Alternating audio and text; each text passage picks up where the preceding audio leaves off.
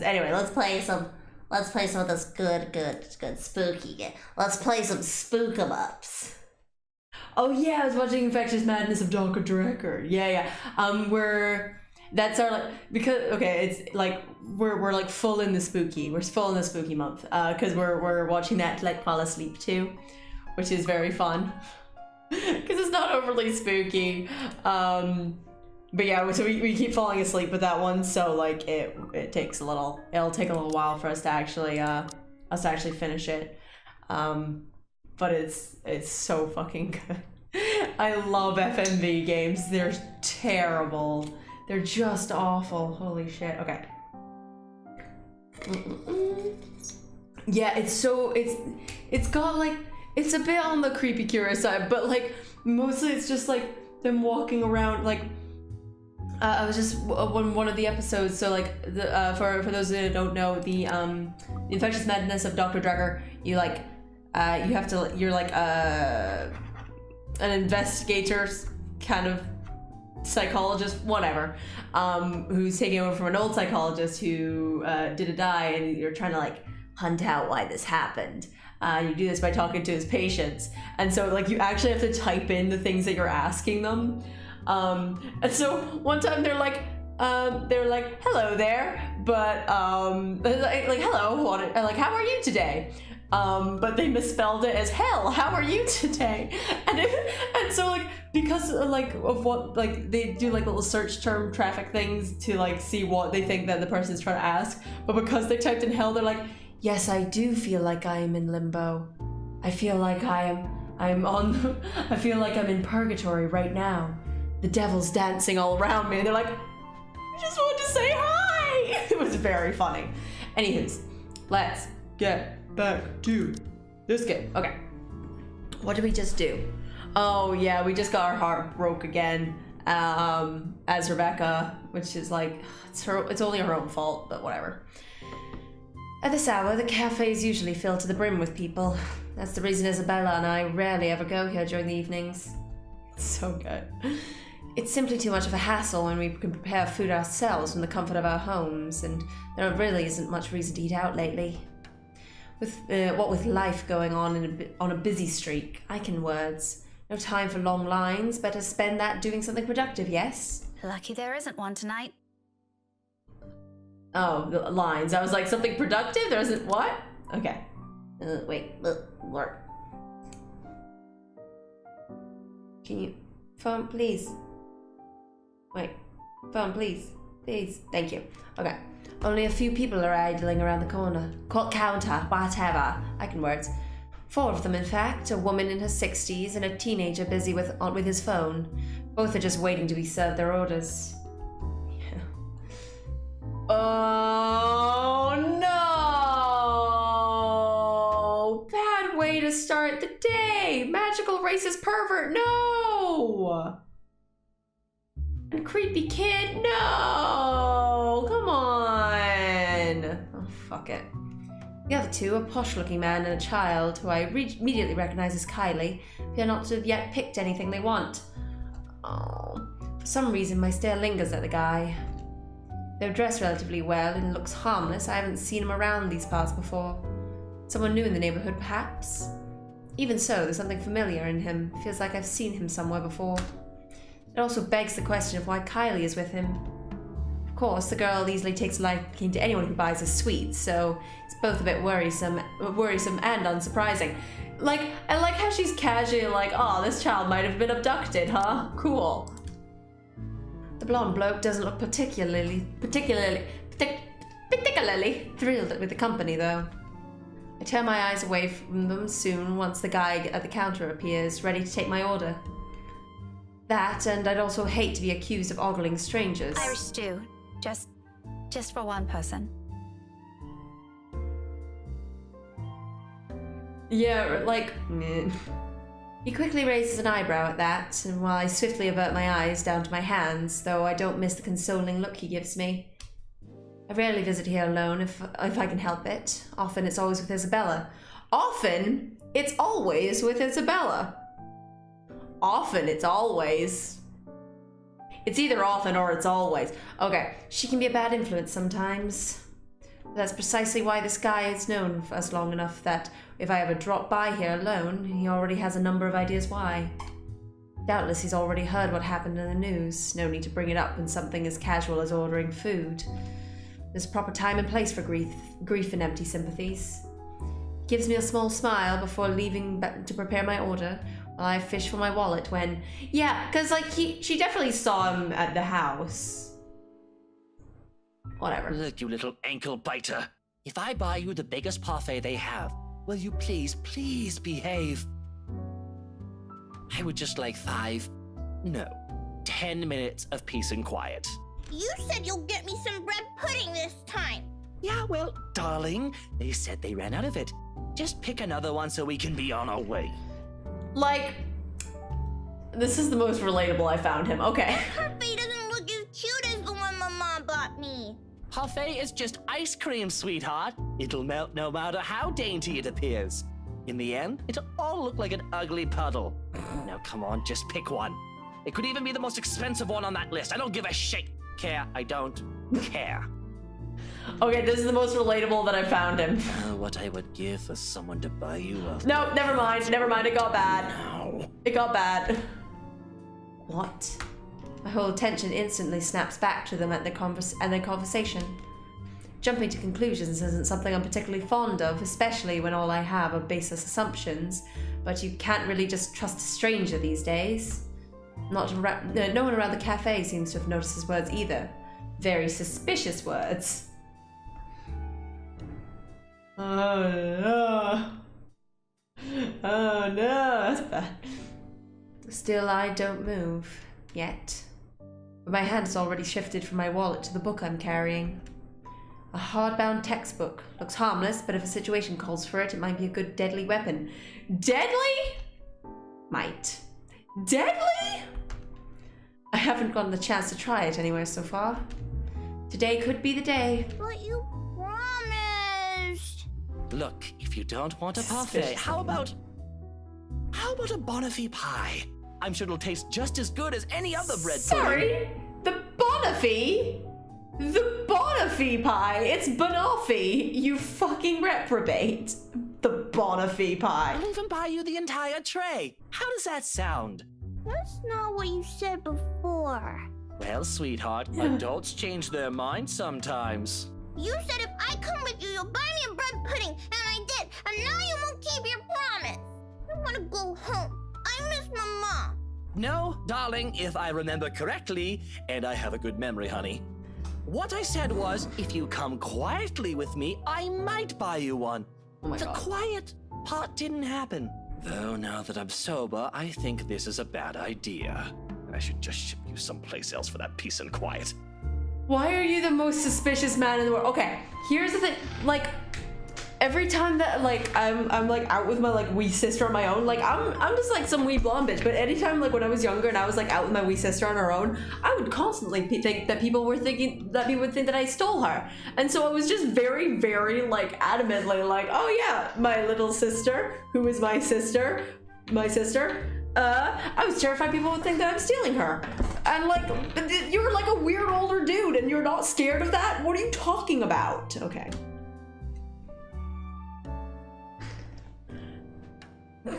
Oh, it's definitely an adult voicing Kylie. I mean, come on. Oh, that's it. No hesitation. In a few paces, he's within my reach, and without warning, I'm slamming the flat area of the book against his skull. I think you go over to the kid first. Be like, do you know this dude? Instead of just attacking. I feel like that's how you do. Okay. Ow! But I like this more. This is a lot better. Never mind. Like, look, I'm trying to put logic into this, not realizing that the logic would mean that he doesn't get hit in the face with a book. So like, I've switched my perspective. Oh, I know we can't instant replay it. I've not found a way that we can go backwards. You can only like look backwards. Maybe no, you can't. We can't even get the cry of pain. Won't even let us like listen to the cry of pain. Boo. Nailed it. Nailed it. Okay. Nailed it. Okay.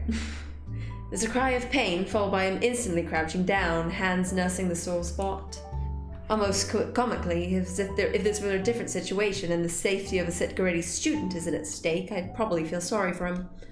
I mean, has anyone seen how thick this book is? She is like all down on this book being an actual weapon. Get behind me, Kylie. Miss Pink! It's amusing how fast her expression changes from the pouty one earlier to something of that of utter delight upon seeing me. Right. They should know that I want to replay this moment 500 times. There's no time for any pleasantries, not even quick ones, because soon the man straightens and I'm readying my favorite newfound weapon for another hit. Except this time he's ready. Before I can land another one, his hand shoots up to catch my wrist in a firm hold. Oh! Oh, we're gonna get murdered here, huh?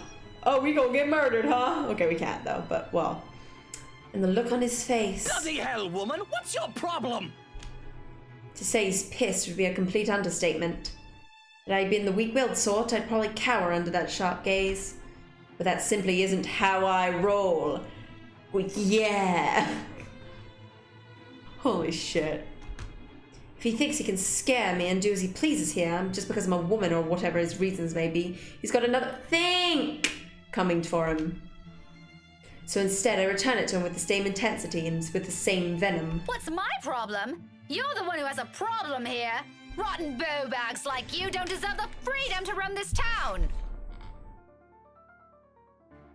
If you don't know what the word is, Google it. Google it. Ask someone from Scotland how you say it. Bawbag? Rotten bawbags like you bawbag. Fuck off. What are you doing to this girl? Bawbag. And why is that any of your business, pray tell? Look at his shaking eyes. Look at his little shaky eyes. They're doing like a... It's creepy. Oh, it's my business if I make it to be. Now, release me or I'll call the police. Police?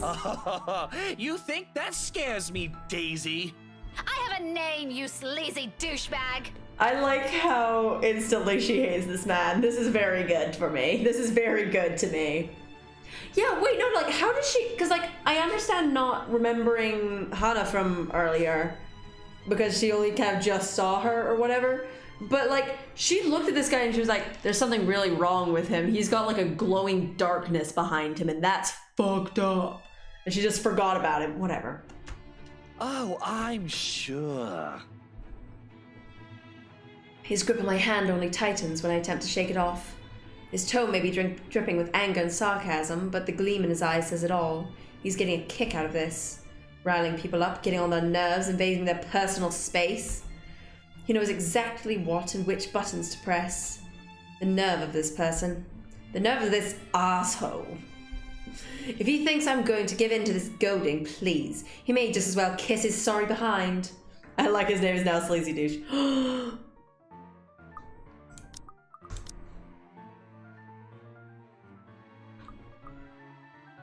I mean, look. Our options are shout for help or kick him in the Mister, nuts! you have until the count of 5 to let me Didn't go like that. and step out of my personal space. He didn't like that. He did. Surprisingly enough, our relationship with him went down. Surprisingly enough, he didn't like that a hell of a dick ton. Oofty doofed. Oh my god, I'm so excited. A fair warning. Fairer than any I can offer for people of his kind, and I'm already being considerate. Hell, this asshole doesn't even deserve a warning. If he doesn't listen, well, he's just as responsible for what will happen next as anyone. Or else what? Such vulgar words coming out of that pretty mouth. A gorgeous flower like you shouldn't even be Don't say I didn't warn you, bawbag. Stop saying bawbag! Love that intensity. Oh Daisy. my god, I'm gonna burn him! Are you? Oh, this makes me feel fucking nauseous. FYI, I like feisty in a woman. It gives them this certain charm. Go. Why don't you? 5.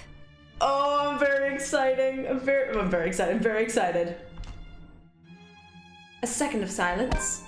Then without any preamble, my leg moves in one fluid motion and delivers a swift, powerful, well-placed kick to his nether regions.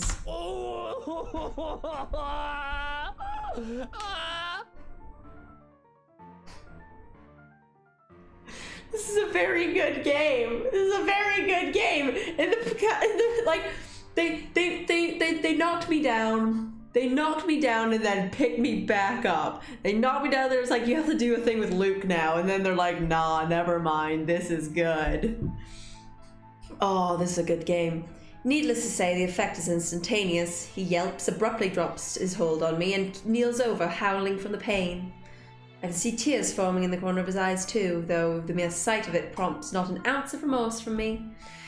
I would have been gentler if he isn't such a dirty little prick with an ego too big for his head. Too bad. Whether this obliterates any chance of him ever procreating remains to be known, but a part of me is already praying he doesn't ever breed after this. We have no more need of him. We have no need of more of him in this world. You mad woman! Yeah. I warned you, you ass. Why, this is harassment, I'm telling you! Harassment! Then why don't you tell that to the police once they get here? Harassment! You despicable! Whatever you're assuming I am, I'll have you know it's all in your head. None of it's true. You best have that pretty brain of yours checked before that gets worse. You're such a fucking weirdo. What is wrong with you? Is this the face of someone who'd do anything suspicious? Yes, you look like a racist magical pervert. Oh?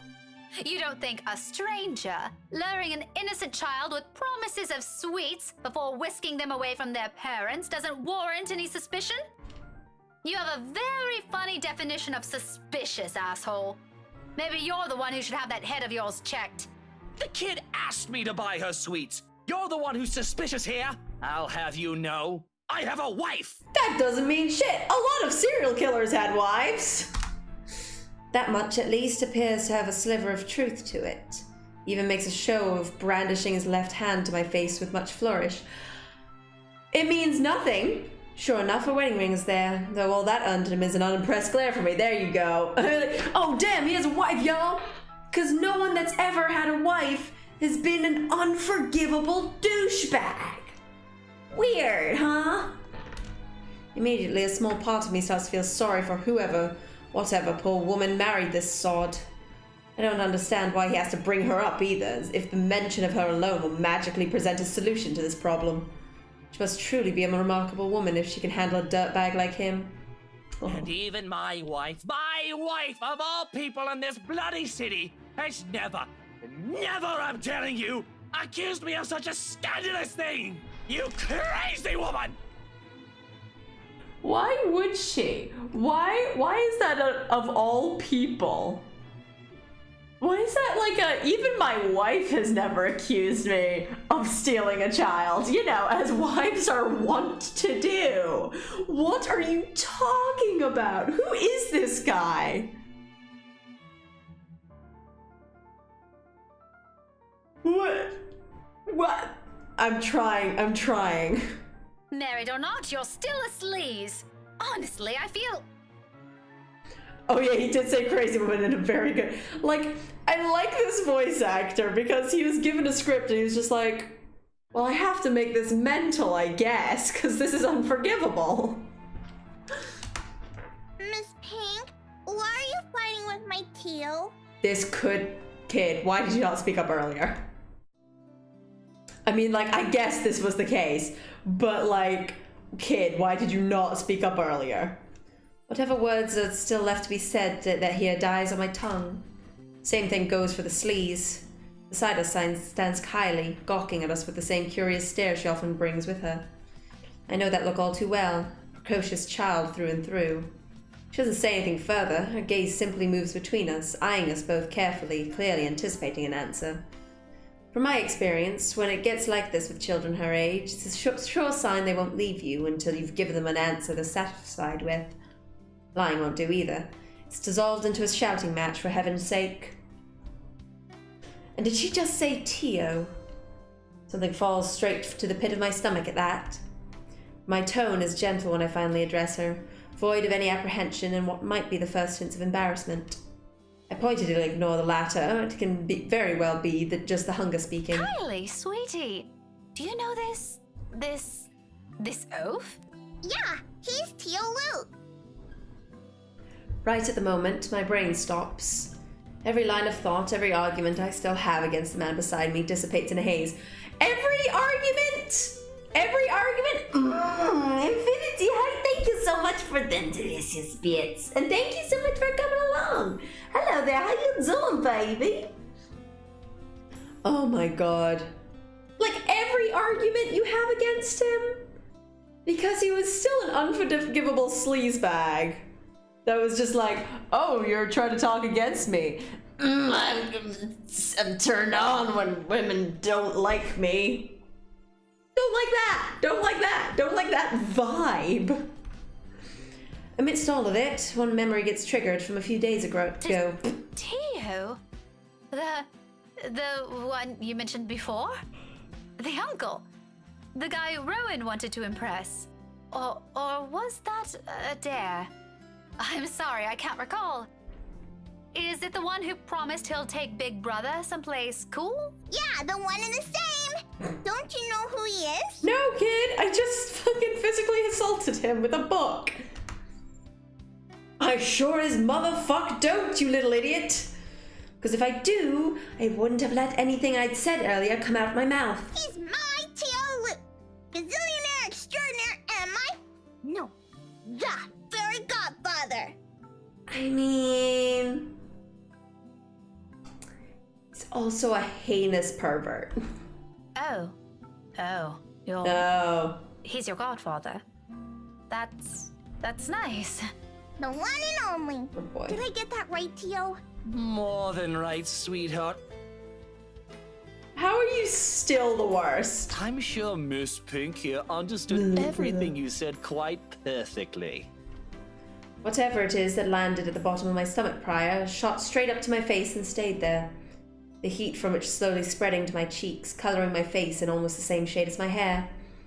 If only the earth would swallow me whole here and now. His eyes are on me and I can feel them, jeering, mocking. Can't even bring myself to look at him. What's in there? Amusement? I doubt it. He's probably having the time of his life right now. What? Why do you what? You don't doubt it. Whatever. But I know. I can hear the sneer in his tone alone when he talks. He has that smug grin on him, which I may or may not want to punch off his face at present, just for the hell of it. But damage control. Let's apologize to Kylie.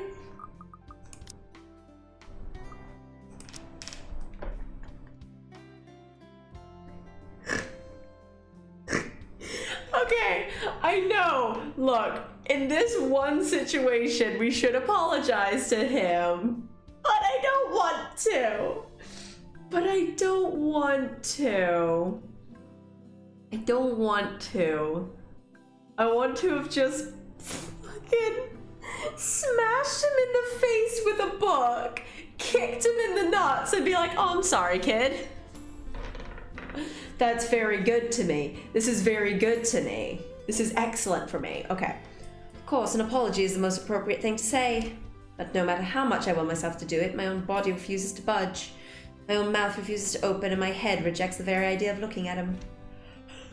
No apology for an arsehole. Yeah, not someone with an ego too big for his head. Let his pride suffer. I'm not going to eat my words for the sake of stroking his damn ego. Less reason for him to gloat. Kylie, however, I owe an explanation. Don't worry, Kylie. I'm not fighting with your Tio. This is just, a discussion. A very serious discussion between a very mature adult and one that's not. We're doubling down on this. We're just like, no, I hate him like 500 times. Oh my god. This is very good to me. But I've never seen Tio angry before. He was angry at you 3 seconds ago, kid. It's because he's losing the argument. But don't ever follow his example, Kylie. You should always learn to be patient, even if things aren't going your way. I mean, okay? girl, you just hit someone with a book and kicked them in the nuts. I mean, you kicked them in the nuts because he was like fucking all up in your grill and being a bit of a threatening bitch, but like, you know. Oh sure, a discussion. And it There you involves hitting random strangers you meet at a cafe with a book. A hardbound book. Mind you, the little me hasn't recovered yet.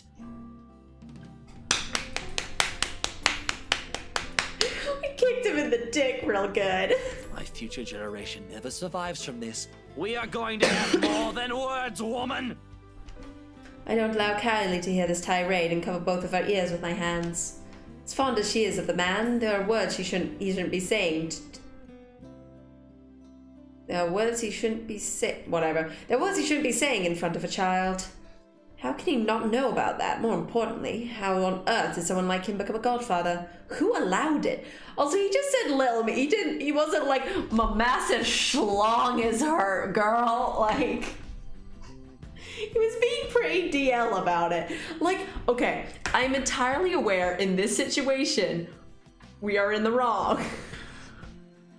But it feels so good to get back at him for all the other times where he was a shithead, you know?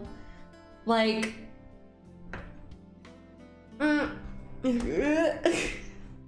Maybe I should talk to Mrs. Suarez about it. Warn her about how she's not a good influence on her children. Language! How can you use such crude words in front of her? Your goddaughter can hear you, for heaven's sake. Oh, and you didn't. If I remember everything correctly, you called me a rotten... So you're going to repeat it in front of her, just to make a point? I couldn't hear him say... No, we have to listen to him. Like, I tried to save myself from it. I don't want to know if he, like, read up on what the word is actually supposed to say, or if he also thinks that it's bawbag. If I remember everything correctly, you called me a rotten bow. Did they all have a sit-down meeting where he's like, oh, or like the developers of this game were like, well, we just found this really great word from Scotland. It is bawbag. Do we want to check the pronunciation? No, I'm definitely right. It's definitely bawbag. I mean, it's got an A in it, so why wouldn't it have an O sound? It's bawbag, you fucking reprobates. What, are you 5? Even 5-year-olds are more sensible than you. Bawbag. Even Isabella, I can say that much with much certainty. Even 5-year-olds are more sensible than you. See what I mean? Are you fighting again? Yes. Oh, no. Like I said, we were just having a discussion. We're actually done now. But you need to promise Miss Pink you will never grow up like this guy. Good kids don't do what he's doing. But I like Tio. I don't care. He sucks. And I'm quite sure Tio likes you too. But liking people is different. Just because you like him doesn't mean you have to be like him. There are better role models for you aside from him. Like you? Yeah. Not exactly what I'm trying to get at. But if that's what you want, I don't see why not. Grow up and hit people who are wankers. I want to be like Miss Pink someday. I want to be a teacher, Aw. and I promise I won't be like Tio, even if he's a gazillionaire. Wow. Turning my own goddaughter against me. Yep. How mature of you, Miss Pink. Whatever. His tone makes me pause. For the first time since this talk started, I look at him. Briefly, something flashes behind his eyes, something close to what might be an expectation falling. It's my name again. Dismay? I can't be sure. It passes almost as soon as it appears. What's that about? Does he actually like having Kylie around? It doesn't seem like it from the get-go, but that fond smile on him is anything to judge by, then maybe. Don't worry, Tio. If you buy me bread pudding tonight, I'll like you again. Aw, if that's all it takes, consider it done, sweetheart. We might have to find another place to buy it from, though. Somewhere safe, where a random crazy woman isn't going to attack us out of the blue. Let's go. Okay. Okay, Bye, bye! Miss Pink. I still like you, just not more than Tio anymore. I mean, that's fair. See you. I also like people who buy me food. Kylie's already pulling him to the cafe's exit before I can protest on it. Though it's not like there's anything to object on further. I may view that man, Luke, as someone hateful, maybe to the point of seeing him as an eyesore, but I don't think that'll have any bearing on what the child thinks of him. When you think about it, if she admires him so much like that, then maybe there's still something agreeable in him. A part of him only Kylie sees. He still has the gall to wink at me before they both disappear behind the door, so maybe not. Why is he such an unforgivable, sleazy douchebag? Ugh. However, there's no moment to ponder about it. Seconds later, the guy at the counter waves me over and hands me a paper bag as soon as I've paid. He offers me another smile before I leave. Normally I return it, simply for the sake of returning it, or I don't at all. The latter having more commonly. For the time being, I do so freely. After that encounter and the scene we caused, seeing a friendly gesture being extended to me, albeit from a person I barely know on a personal level, feels like a reassurance, despite bearing no promise of better days. I take what little I can of it with me as I step out into the night. I liked that we got to hit him in the balls. That was good. That was a good day for me. Lorp. Okay. Pretty late in the day. This is a good picture. This is a good picture. This is a good picture. Aww. While lighting up to buy dinner, Rebecca saw Kylie Suarez with a suspicious man. Assuming it was a kidnapping, Rebecca elected to take matters into her own hands, only to find out the man was the girl's godfather, Luke Wright. An embarrassed Rebecca apologized afterwards. Was it supposed to say win, or can I win what? No, it's wine. It's wine. It's wine. We measure everything in wine. We measure everything in wine. I can't remember how you know how much wine you've got. You win wine. It's win wine. Alfred is probably still at number 1 because he made a very, very risky slots move and betted all of his wine. Yep. He bet all of his wine and won, and so like doubled down, and it was fucking great. It was such a good moment. A cloudless night sky greets me when I walk out of the cafe. Beyond the tall buildings, a blanket of stars spreads out above me. Isabella once told me that the best place to view it was someplace outside the city, away from the noise and the obtrusive lights. She'd seen it once before in her mum's hometown, and another time in the university she used to attend. Then she asked if it was possible to try it out here sometime. I agreed with her at the time, if only because she appeared excited at the mere prospect of it. We made those little plans along with Zachary and Ashton. Oh yeah, and Emily lost everything. That was also fun. Okay. We never got around it before. Around to it, I'm guessing. Now we may lose that chance altogether.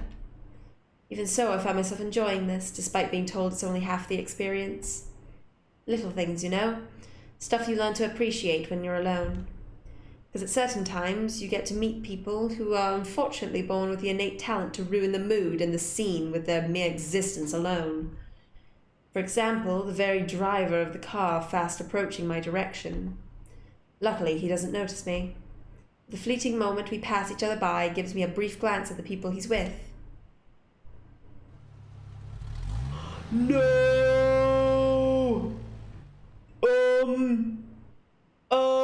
Are you just driving about with a ghost in your car, boy? Hey, boy, you just driving about with a ghost in your car? Oh my god.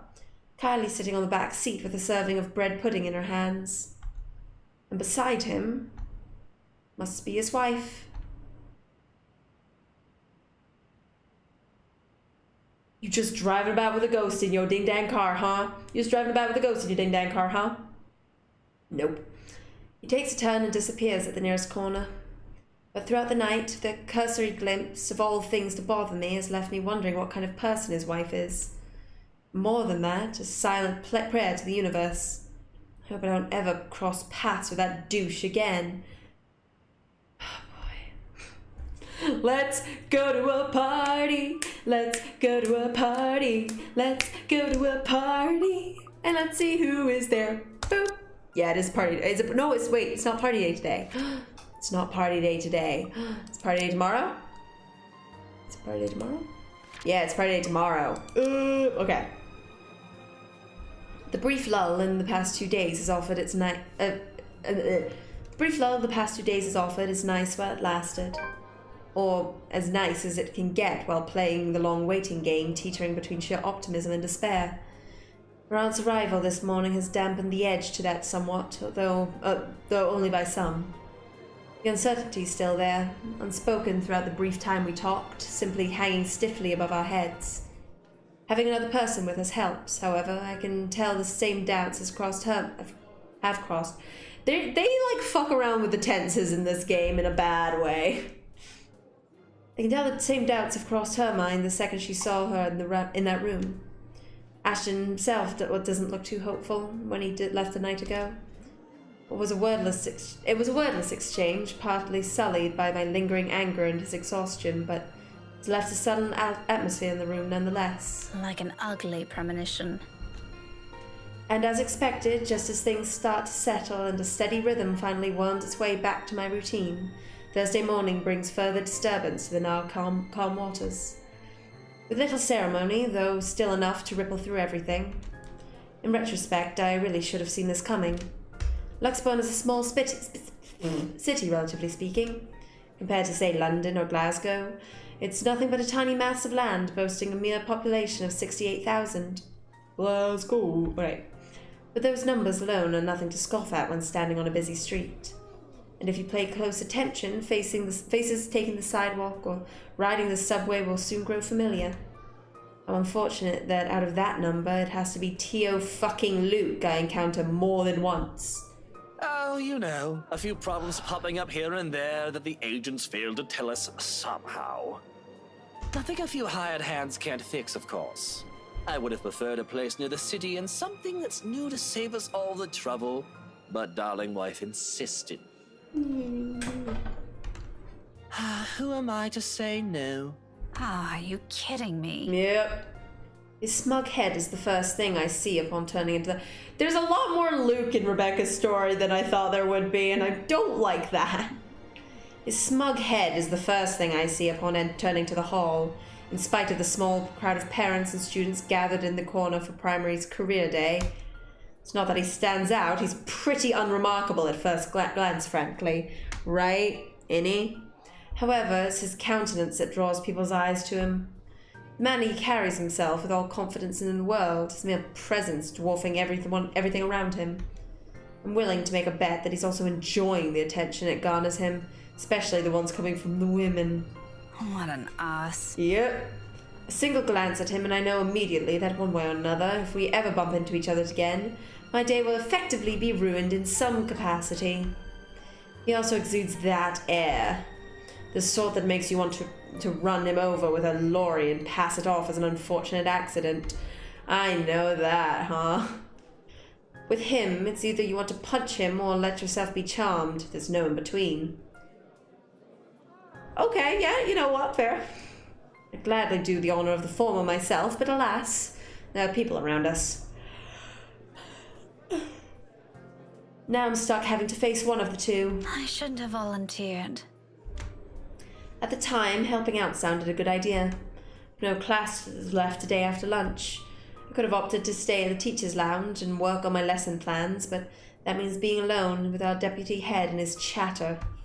He's a good man, but Crivens! He can talk anyone's ears off. So the moment an opportunity arose, I jumped on it. It's a simple task to boot. Just deliver a whole box of materials and a few posters for the event. Maybe stay around to assist if time will allow it. I wasn't expecting him to show up here, though. Out of the frying pan and into the fire. Had I known, I would have stayed and suffered through our deputy's impromptu speeches about his life crises instead. But what's done is done. Going back is also out of the question. How unexpectedly heavy the load I'm carrying is, I'd hate to lug this for a trip back just because my pride can't take another second of interaction with the guy. He's insufferable, all right, but I've had my fair share of dealings with teens of more or less the same temperament, all considerably younger than him, and they listened. If he wants to be difficult like last time, so be it. They can bet his sorry English arse that I'm not standing down. Left with no other choice, I brace myself and suck in a breath, mustering every bit of patience I have as I step into the hall. My grip on the box tightens as I pull it closer to me, in an attempt to assume a low-key air as I amble towards the room. The box is not big enough to hide my face, even with the stuff piled on top, but if all else fails, I can just hit him with it. Still, a small prayer forms in my head. If there's even one listening out there, then... Oh, if there's even... Wait, what? Oh. I'm guessing someone? Whatever. If there's even someone listening out there, please grant me enough restraint. Better yet, I hope he doesn't notice me at all. That would definitely make my life easier. Seriously, how hard can it be? He's standing a few ways from the door, and there are plenty of people between us to use as cover. If I'm careful, I can just go in, hand the stupid box to whoever's in charge, forget every plan of staying longer than necessary, and step out as soon as I can. Easy as pie. But as luck would have it, the exact moment... Okay. As luck would have it, the exact moment I reach the room's threshold, someone barrels towards me. Kylie, why do you always blow up my spot, Kylie? Kylie? Do not blow up my spot, Kylie. She latches onto my waist before topping the sudden commotion with the gleeful squeal. I knew it's you! The force of it nearly throws me off balance, sending the items stacked atop the box tilting dangerously to the sides. The child's added weight at my waist, pinning me to the spot and both my hands occupied. Watching is the only thing I'm able to do. Short seconds in between slows as everything gradually slides off the box's small surface. Under different circumstances, this was made for a funny story some other time. Comical, even. Until another set of hands reaches out and steadies the posters, threatening to take a nosedive right to the floor.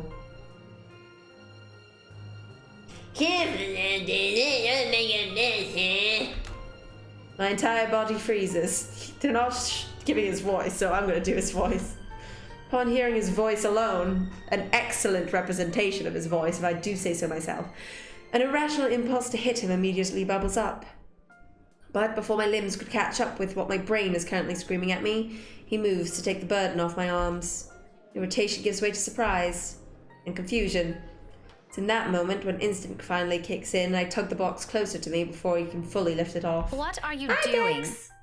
How you doing, baby? Our best friend, magical racist pervert, is back. What does it look like? You're surprisingly slow on the uptake for someone of your profession, aren't you? Go away forever. Bloody, doesn't this school have people for this kind of work? So much for being a center of academic excellence. I'm going to ignore that slight to my alma mater and my work, because that's not what I'm trying to get at. You know what? Why don't we just rephrase that to something you'll easily understand? Why exactly are you doing this? Well, you look like you could use a bit of help. Have you seen your face while you were heaving this around? Go away. Mister, I'm pretty sure if there's ever a look on my face, it's entirely because I saw something extremely unpleasant this morning. Is she talking about him or is she talking about actually something else? I hope him. Yeah, it's just him. It's just him. I like it. Aren't you a ball of sunshine today, Daisy? Having a bad day, aren't we? Leave. Oh, you have no idea. I'd put it away if I were you. You might scare the children. You don't have to worry about that. This isn't my department. I was just asked to bring these. Oh yeah. I very much enjoy that even though we know his name, where it's like, nah, his name is Sleazy Douche. Anyway, I can handle this myself, mister. The room's just right over there. Behind you, in fact. Now, if you could please move over and make way, it would do the whole world some good. Keeping my voice level throughout is a miracle in itself, but regardless of how polite my request is, he doesn't budge. Did what I just said merely fly over his head? My choice of words really that difficult to comprehend? Surely it couldn't be that hard. I think he might be a little touched in the head. I'd like to ask him that, actually, but Kylie chooses that instant to pipe in. Don't worry, Miss Pink. Tio's strong. You can leave this to him. Bitch, I'm strong too! My papa does it lots of times, but I'm not allowed to talk about it to anyone. Tio says it's Confidential, Munchkin. That's right. Tio's smart. isn't he, Miss Pink? No. Her head is like 5 times the size of his. Her head is 5 times the size of his. I'm still of the opinion that he's a piece of shite, and I must admit that his goddaughter's excitement is contagious as always. A smile makes its way to my lips. She's yet to budge from her place, though to be honest, I'm starting to lose some feeling in my stomach with how tightly she's wound her arms around it. I'm sure he is, Kylie. But I'm also sure he'll find better use for it elsewhere. It's too big. Like helping you out. Oh, well, that's one thing, but You heard the kid. I heard fuck off. no one's asking you. Oh, you wound me, woman. Yeah, And I'm goodbye. quite certain I can do more damage than that. Shall we give it a try? Again? Good. He pales, stammers for a bit, until he ultimately decides against saying anything and settles for a brief show of discomfort instead. Yeah, like, she's drawn like a little chibi character while everyone else is like people characters. It's a lot. It's a lot for my brain to deal with. I don't like it. It's spooky. He's probably having flashbacks of the last time we met. His composure, when he finally regains some of his bearings, says it all. It's nothing short of hilarious, if I do say so myself. I'll have you know that threats never work on me, Daisy. Not in a million years, not ever. You're assuming it's a threat. How cute. That too. I'm not scared of you, just because you landed a hit. Back yeah. Do go on. Keep telling yourself that. It was a fluke, you hear? I was caught off guard and your damn book left a dent. If I end up in a hospital because of what you did, I'm sending the chief of Luxburn Police after you, woman. You don't say. Just give me that bloody box. Yeah, don't say. I mean, look. Despite everything, sometimes I feel Rebecca in my heart. He quickly snatches it out of my arms before a single word of protest exits my mouth, then quickly disappears behind the classroom. Not that it matters who brings it in now. My prior irritation has already melted into amusement. It's not so bad once you figure out how his temperament works. It's similar to a child. No! Don't become unlikely friends. Though I still have to ask. Kylie, did your Tio eat something bad before coming here? He's unusually nice today. Far-fetched idea, I know, but it's the only reason I can think of why this arsehole is suddenly acting like a decent human. He's quite frankly far from being. First and foremost, we didn't end our last meeting on a good note. If I were him, I'd avoid the very person who put a dent in his skull, as he so aptly put it. I see acting friendly 2 days later. He always is. But I made him promise to be extra nice to you since you helped me so much. I think you're gonna be great friends. No! I quickly stomped on the urge to groan loudly or gag at that. It's the last person I ever want to be chummy with in this whole city, but Kylie doesn't need to know that. Are you sure it's not something he ate during breakfast? I gave him some jelly babies this morning. Really brought me lots of them. Mama said I should share, so I offered half of it to Tio when he picked me up. He likes the black ones. Oh, that's probably why he's weird. Jelly baby overdose. This is a fucking weird game. He could have done everyone a favor and choked on them while he's at it. Girl! Yeah. You want some? I've got more. I couldn't play Melody or Takanko this morning, but I'm sure they'll be fine sharing some of it with you.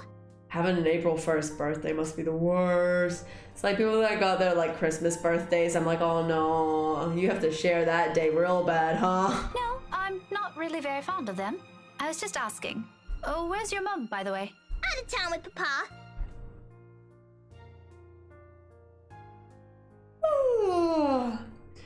An unexpected pang hits me at her words. A statement, though innocent enough, unearths a whole trunk of memories from childhood. So eerily familiar. Nights spent eating dinners alone, a number of days coming home to an empty house growing with each passing year, and sometimes several Christmas Eves spent with relatives instead of my own family. It's too late to think about it now, but when I remember, the dull ache is still there, familiar though lessened by the years now. Beside me, Kylie takes a step back, having gotten tired of clinging to me. There's nothing but cheer in her. She doesn't seem too affected by the fact. But it makes me wonder how much of this is how much of it is real and how much is there to mask the loneliness, if there's even one. What a lucky child. Weren't they informed of career day beforehand? Yeah, I told them all about it. Mama was looking forward to it. And they still left? Uh-huh. It's important business, so it can't be helped. They promised to tell me about it when they come back tomorrow, though. Papa said he'll give me a gift if I behave. I've been a good girl, right, Miss Pink? You always are. But they asked they asked your Tio to look after you? Nope, they didn't. No? Then how? It was supposed to be Tia. Mama likes her better than Tio, so she asked her, but she's sick and had to visit the doctor today. Oh, that's supposed to be a secret, by the way. Oh, but I think it's a bit confusing because Tio said she also went shopping. That's unfair. Don't you think so, Miss Pink? Mama doesn't allow me to go out when I'm sick. It's still okay, though, since Tio always buys me sweets before we go home. I'm gonna ask for a parfait today. Extra large. Don't tell Takako, okay?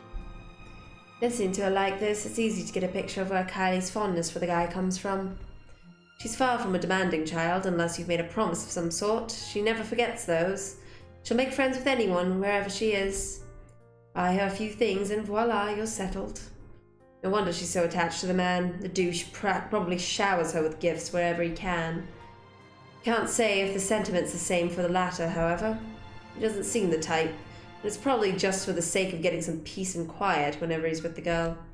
Classic techniques. But before that, I'm gonna show him to everyone first. It's gonna be great. No one else has a gazillionaire fairy godfather.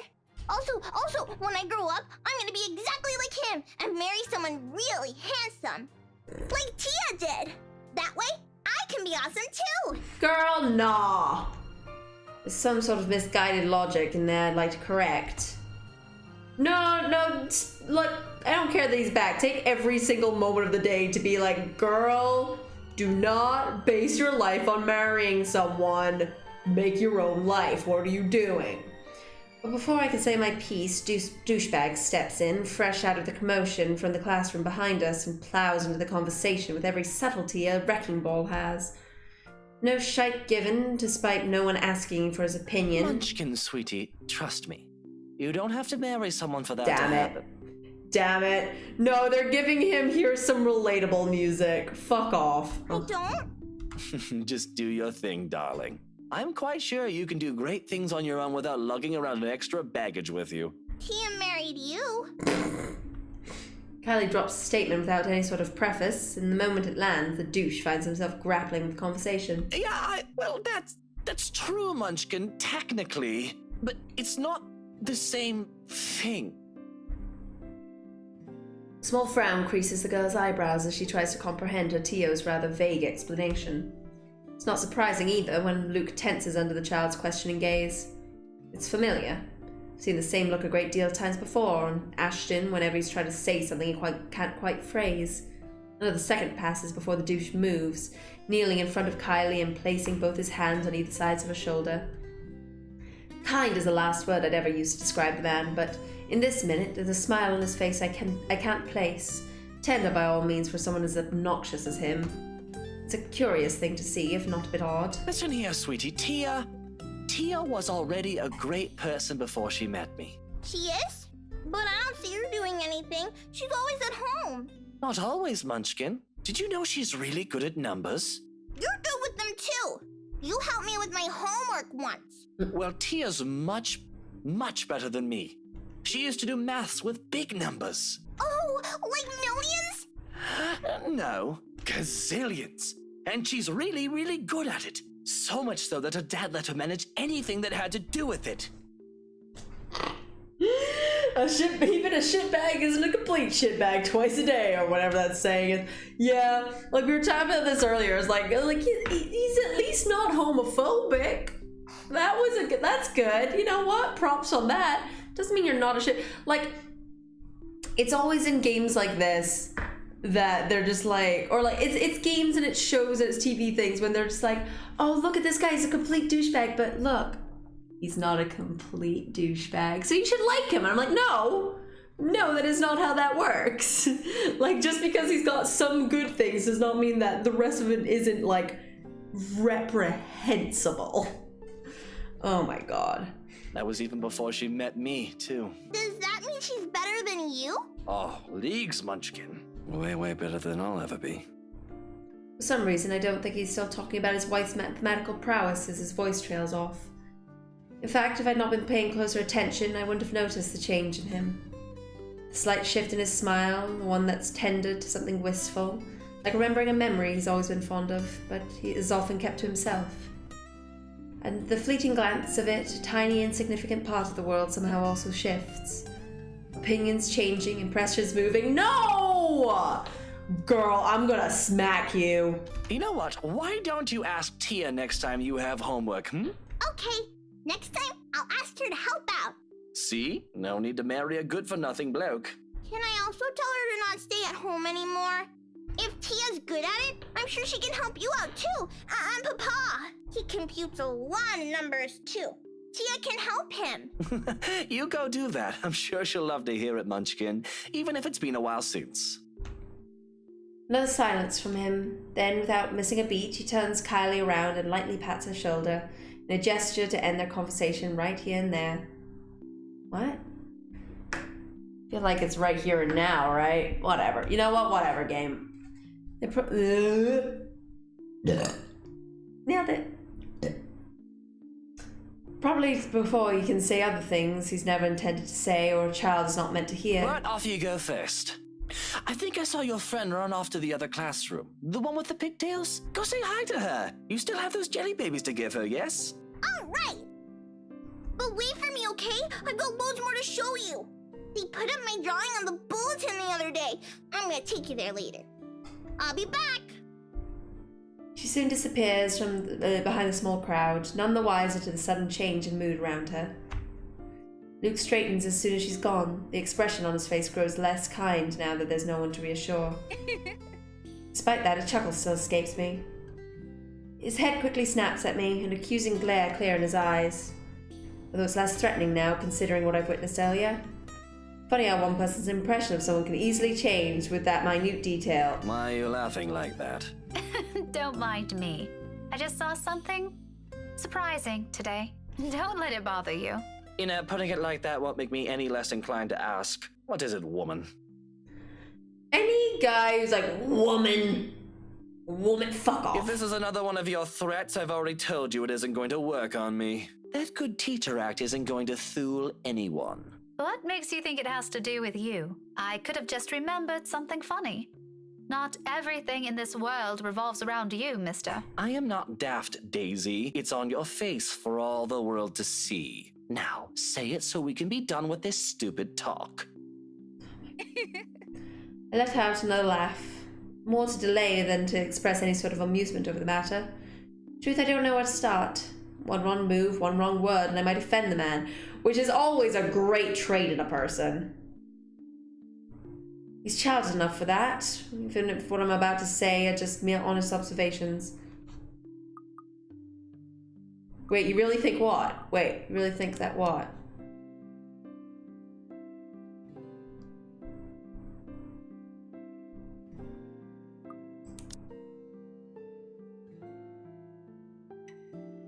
I just want to do this so that I know what the fuck they're talking about. You really think what? You really think that?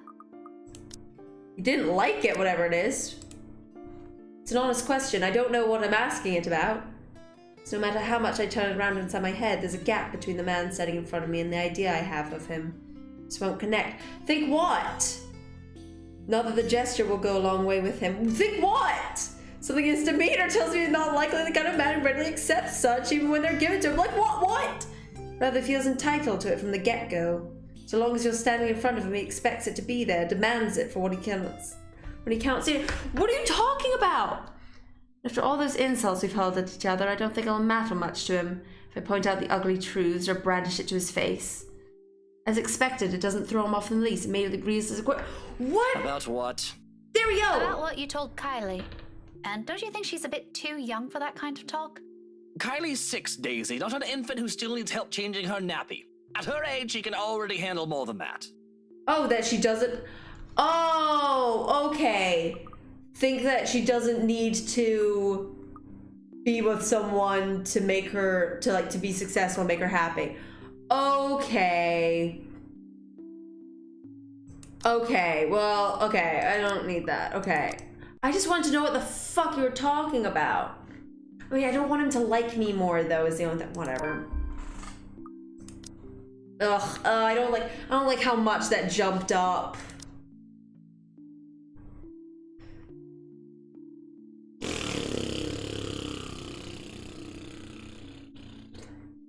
Regardless of how he acts, it's not like he'll have an impact on anything between us. No plans of getting too friendly with a man, though he might have some good points. Emphasis on might. The best treatment I can hope myself to give him is to stop thinking of him as a sleazy douche. Aw. But I don't like that. Besides, after seeing the look on him, I figure someone like him could use a little compliment here and there. No! No, he could not! No, it's the opposite of the thing. Oh my god. He probably doesn't get it much, considering how coarse his own language can get. Can't you act a wee bit polite for even a second of your life? It won't kill you. You'll easily get answers that way, you know? Instead of demanding things from people like a temperamental man-child. I'll be nice when I want to be, woman. Don't tell me what to do. No, it's changed from sleazy douchebag to Luke. This is the bad end. This is the bad place. Okay. And here I was just thinking how you're doing a brilliant job as Kylie's guardian. Was I mistaken? Was I mistaken? What? Sorry, I didn't catch that. Stop playing dumb. I hate to admit it, but you actually seem to be good with kids. Possibly even better than most of the teachers here. I have to assume that's not true. What do you know? I have to assume that is not true, as he is fucking, like, half the time he bribes her. I have to assume that is not true. I expect him to just take it all in, bloat his ego more, and even brag about it. Instead, what I get from him is a sound resembling a squawk. Do it. Damn it. Maybe that's him choking on his own pride. You can't tell above the hubbub around us. When I glance at him, only a mortified expression is on his face. No. No? You should be proud of yourself. At least there's this one good thing about you. Isn't that nice to hear? Pretty sure not a lot of compliments get thrown around about you, knowing how you are. There are a lot of good things about me, Daisy. My hair, for one. There's also my extraordinary good looks. Wax lyrical about those all you want. I'd be happy to hear it any day. Praise anything about me but that. What is so repulsive about it? Even Kylie likes you. Shouldn't that tell you anything about yourself? Kylie is one kid, not even my own. Trust me, you do not want to see me bring a spawn of my own into this world. This will be an abomination. Hello there, what you keep telling Vindication. How yourself? you doing, darling? Oh my god. This guy, I don't like that they're putting on the, like, we're getting to know each other, we're relating to one another music, because I don't want to. I hate him. Maybe. Is it any of your business? No. But if I didn't know any better, I'd say this is because you yourself think you're a little piece of shite and somehow it'll pass on. It doesn't work like that, by the way. The last remark just came out. There might be a sliver of truth to it, but I shouldn't have phrased it like that. Even for my own standards or the kind of person I'm talking to, it's still quite rude. An apology is already at my throat, but the minute I open my mouth, all of what I've prepared myself to say dissipates. I know, there's gonna be a whole chapter I have to play as him. Oh. No. I'm not excited for it. Lost in the moment in front of me. His gaze outside. Okay. Staring at some point past the buildings, blocking the view of the sky, equally lost in his thoughts. He's a vexing man under so many standards. However, in this moment, the morning light streaming through the window lends his features a certain air. Softer, less severe than what he often flaunts. I might as well be looking at a different man. There's a tender note in his voice when he finds it. The words muttered under his breath, not intended for anyone but himself. Nevertheless, it reaches my ears, unintentional as it may be. You're right. She deserves someone far better than me. All that talk about self-worth makes sense now. It isn't some profound knowledge he's pulled out of his arse. It's come about because he's already been there, likely still stuck in the middle of it. I do like secrets, okay. Preaching about your own personal experience is easier after all. Less room for mistakes and more for a dose of self-loathing. What a complicated man. It's always the bastard white boy that they do this to. It's always the bastard white boy they do this to. It's like, yes, but he's not all bad. Here's some of the reasons you should like him. Whereas like any other character, anyone that's any woman, anyone that's black, anyone that is trans, anyone that is that's not straight, they have to be perfect because oh no, but this little flaw in them is terrible. With this little piece of shit douchebag, they're like, he is a wanker, but sometimes he's nice. I'm like, no, I'm not here for it. No, I don't care. I don't care that he's complicated. I don't care that he's had a sad past. Bitch, we've all had sad pasts. Doesn't mean we're douchebags. Oh my god. Oh no, don't get me wrong, I do not want Zach to be the douchebag, but it's more I want others to be the douchebag. It's less I want others to be the douchebag and more I want this not to be common. I don't want this fucking plot line a million times of, but maybe he's okay. It's no, he's still a massive racist. He is still a misogynistic prick. He still gets off on making other people miserable. He is an absolute asshole to anyone in the service and the service and service industry and the workers. What is it called? Whatever. Anyway, he's just a bad person. He's a bad person. And there's no, but here's some moments where he's nice. Fuck off. I don't care. I don't care about the two nice things about him. Oh, leave. Just when you thought you'd already figured him out, he does one thing and says the other. People like him are the most difficult to gauge and far harder to understand. And so I don't try to. Because he's a shit. Yet it might be exactly for this reason why some are so easily charmed by him. The mystery that catches them, of wanting to find out what's underneath that bravado. I don't count myself among those, yet his winning personality isn't exactly my cup of tea. Leaf forever. Ugh. But sometimes you get a glimpse of what's behind the machismo. Empathizing with the man isn't such a steep hill to climb. If the comfortable silence we now share tells anything, that is. Perhaps this is as close to friendship as we'll ever get. Please don't get closer. Several insults flung around with a few shared silences in between, and it's not exactly a bad thing. He's not exactly... Yes, he is! Despite the awkward start, he's a bad guy! Oh my god. Maybe it's for this reason that I can't resist throwing in a little comment to lift his mood before leaving him. You know, Luke, you're not such a bad person. Yes, he is. That's supposed to make me feel better. I'm touched, Daisy. Take it how you will. Nope. But a little attitude change would help. A lot. Oh, bollocks. Right, of course. Let me know when you're done with your lecture, ma'am. And you can probably start by not leaving your wife out while you're having some quality time with your goddaughter. Who knows?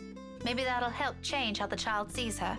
Where did you even get the idea I'm leaving my wife out? Have you ever even met? No, but I did see her with you two last time. His indifferent expression quickly dissolves into a confused scowl while I meet it with matching perplexity. It's only been 2 days, surely his memory isn't that bad. What? When was this? At the cafe, after you left. She was sitting right beside you. Kylie was at the back and you were driving. Daisy, are you sure you haven't accidentally hit yourself with your own book? Because that damn thing's quite thick, and I'm really getting worried about you. It was a ghost in your car! It has only been a few days, and concussions can be dangerous. I suggest you have that checked. Well, you asked. I just answered. It's pretty rude to make her wait like that, by the way. Ugh. How can I make her wait when she's not even with us? What? It was just Kylie and I that night. Now you're just pulling my leg. Luke exhales, long and drawn out, his impatience rapidly changing the companionable air around us. In the face of it, I tense. I've accidentally stepped into another minefield. Any chat I've had with him so far has been like this. Why this still surprises me escapes me, but above my worries for offending the man is my own bewilderment. I remember well enough what I saw last night. He says something completely different. Wifey was out with Kylie's mummy that night. She wasn't with us. Why are you speaking like we're a child? How do you think I ended up on babysitting duty? But in the front seat. And Kylie's...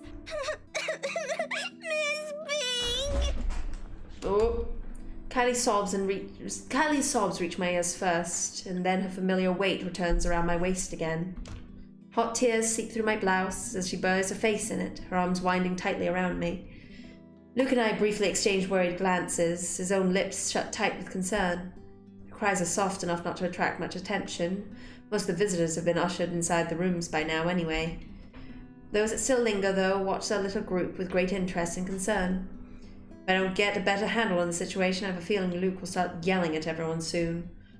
Kneeling, I gently pull the girl away from me, cupping her face and wiping away tears, creating little trails on her cheeks.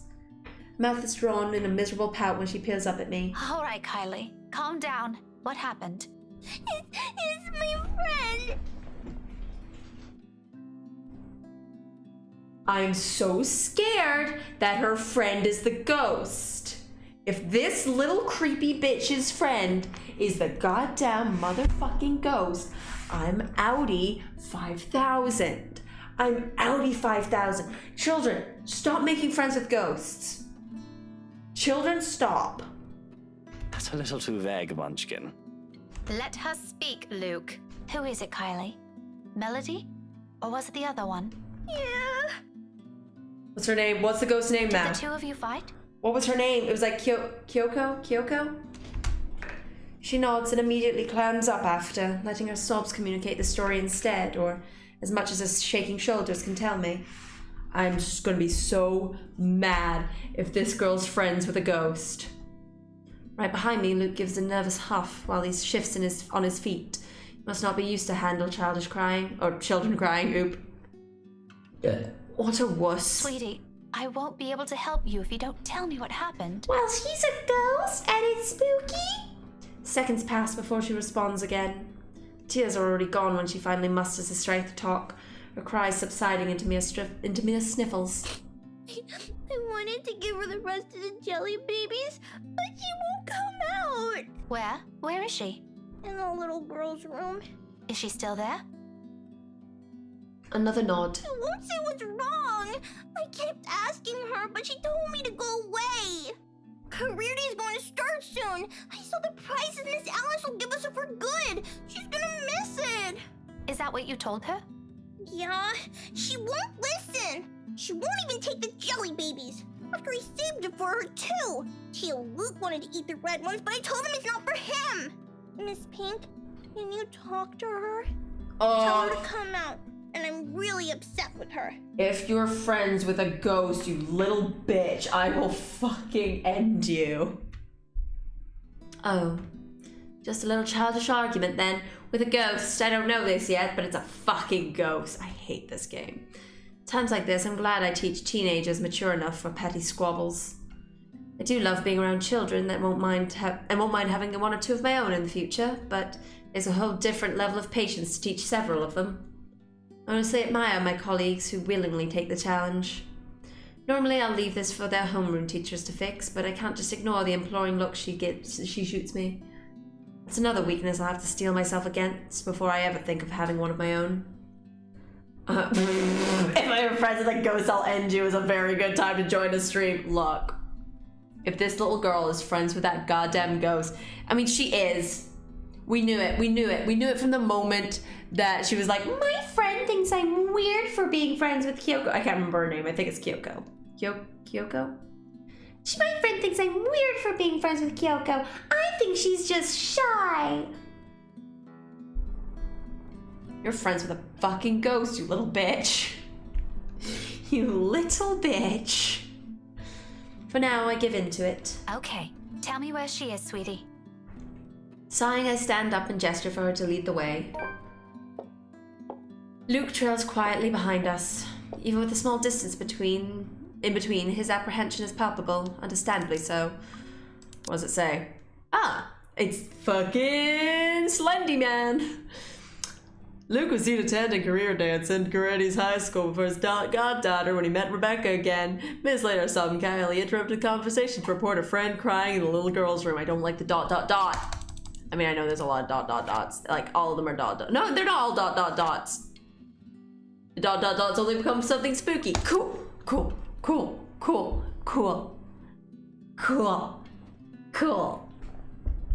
This kid's a fucking ghost. I'm gonna love this game so much if they've pulled a fast one on me and there's not a ghost there. If there's just like a normal ass kid, that's gonna be hilarious to me. Okay. No one wants to be caught in the middle of a children's spat, but in the end, this is all just part of my job. Can't shy away from it, can I? The music's gone.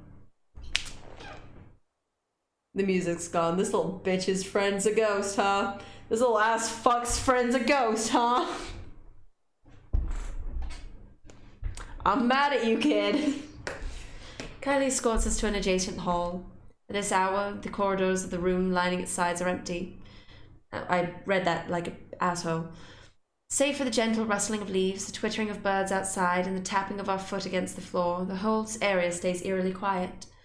Not unusual, though. This is a part of the building reserved for club activities at the end of the school day, and with the rest of the school busy with another event, it's only natural for it to be deserted. Come afternoon, right after class, I will be once again filled with people. For the time being, I focus on the toilets at the far end, heading straight for it. Luke stays behind, opting to wait at the end for the end of this drama instead, obviously not wanting to deal with another person's kid. Meanwhile, Kylie falls right behind me, unusually silent as we approach the ladies' room. Some time before we made the turn down the hallway, she stopped sniffling and started singing a tune under her breath. London Bridge is falling down, falling down. Why are you doing it creepier? London Bridge is falling down, my fair lady. Why are you doing it creepy now? I hate you. I hate you. You know I keep doing this because I'm just like, I have like a natural thing of like, I don't like kids, but I'm like, no, I should, like, it's not that I should, like, kids are just like young adults. They're no different from anyone else. They can be annoying at times, but like, you know, they're kids, they're learning and they're growing and they're fine. And they pull this shit on me. They sing creepy songs and they're friends with ghosts. Probably to brace her calmer self, or maybe this is her way of preparing to pull her friend out of her sulk. Certainly reminds me of another person. Make no remarks on it, however, because it's creepy and I hate it. I hate children. It's all part of growing up, they say. Let her learn. London Bridge is falling down. The door is slightly ajar when we get to it. From inside, the sobs of a girl echo weakly, barely audible even in this kind of hush. I know the sobs it's going to have in like 3 seconds.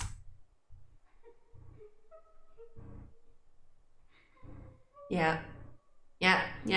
These ones again, huh? These ones again, huh? Real cool, uh-huh. Turns out Kylie's not the only one upset about this. Despite the situation, a smile forms my lips once I call out to a friend. Hello? Hello there? You're Kylie's friend, aren't you? I hate you, Kylie. Kylie, I hate you. Friends with a ghost, you little asshole. Melody, is it? She's no, looking it's the for other you. one. Children can be so amusing sometimes. Granted, they can be exasperating, especially around this age, but the endearing things about them outweigh those. All you need is enough level of patience. Career day's about to start, too. You'll have to come out, or you're going to be really late for it. Miss Alice won't be happy if one of her kids isn't there. I heard she brought little gifts for everyone who'll behave. Don't you want to receive one? However, her cries show no signs of abating. They only grow louder. Not close to a well. It's not Melody, is it? Wait, no, I thought that this is her other friend. I thought that the other friend was Kyoko, or whatever. I can't remember her name. Alarming. Oh, not close to a whale, but alarming regardless. Are you okay? From where I'm standing, it almost sounds like she's in some kind of pain. It's not impossible. They do that at times, hiding what ails them for fear of a reprimand. If it's like that, coaxing her out might be useless. It also makes sense why she chose the loo furthest from the classroom. Wasting no time, I gesture for Kylie to wait and amble towards the door calmly so I don't alarm her. At the same time, a distant sense of deja vu hits me. Tanaka, it was Tanaka. Don't know where I got Kyoko. Don't know where I got Kyoko. Don't know where I got Kyoko. There's a K in there. I've been in this position before, behind a door with someone crying on the other side, my calls ignored as their cries grew into a wail. Just this past week, actually. Even so, being in the same situation before doesn't bring any comfort. I'm putting up for the child beside me. There's a thick undercurrent of worry trickling into my stomach. Take one last breath and I nudge open the door. Save, you bastards. It all happens in the span of a second. I don't make it past 2 steps into the room. The cries abruptly stop. Light footsteps scuffle behind me, coming to a halt at the door. My heart skips a beat.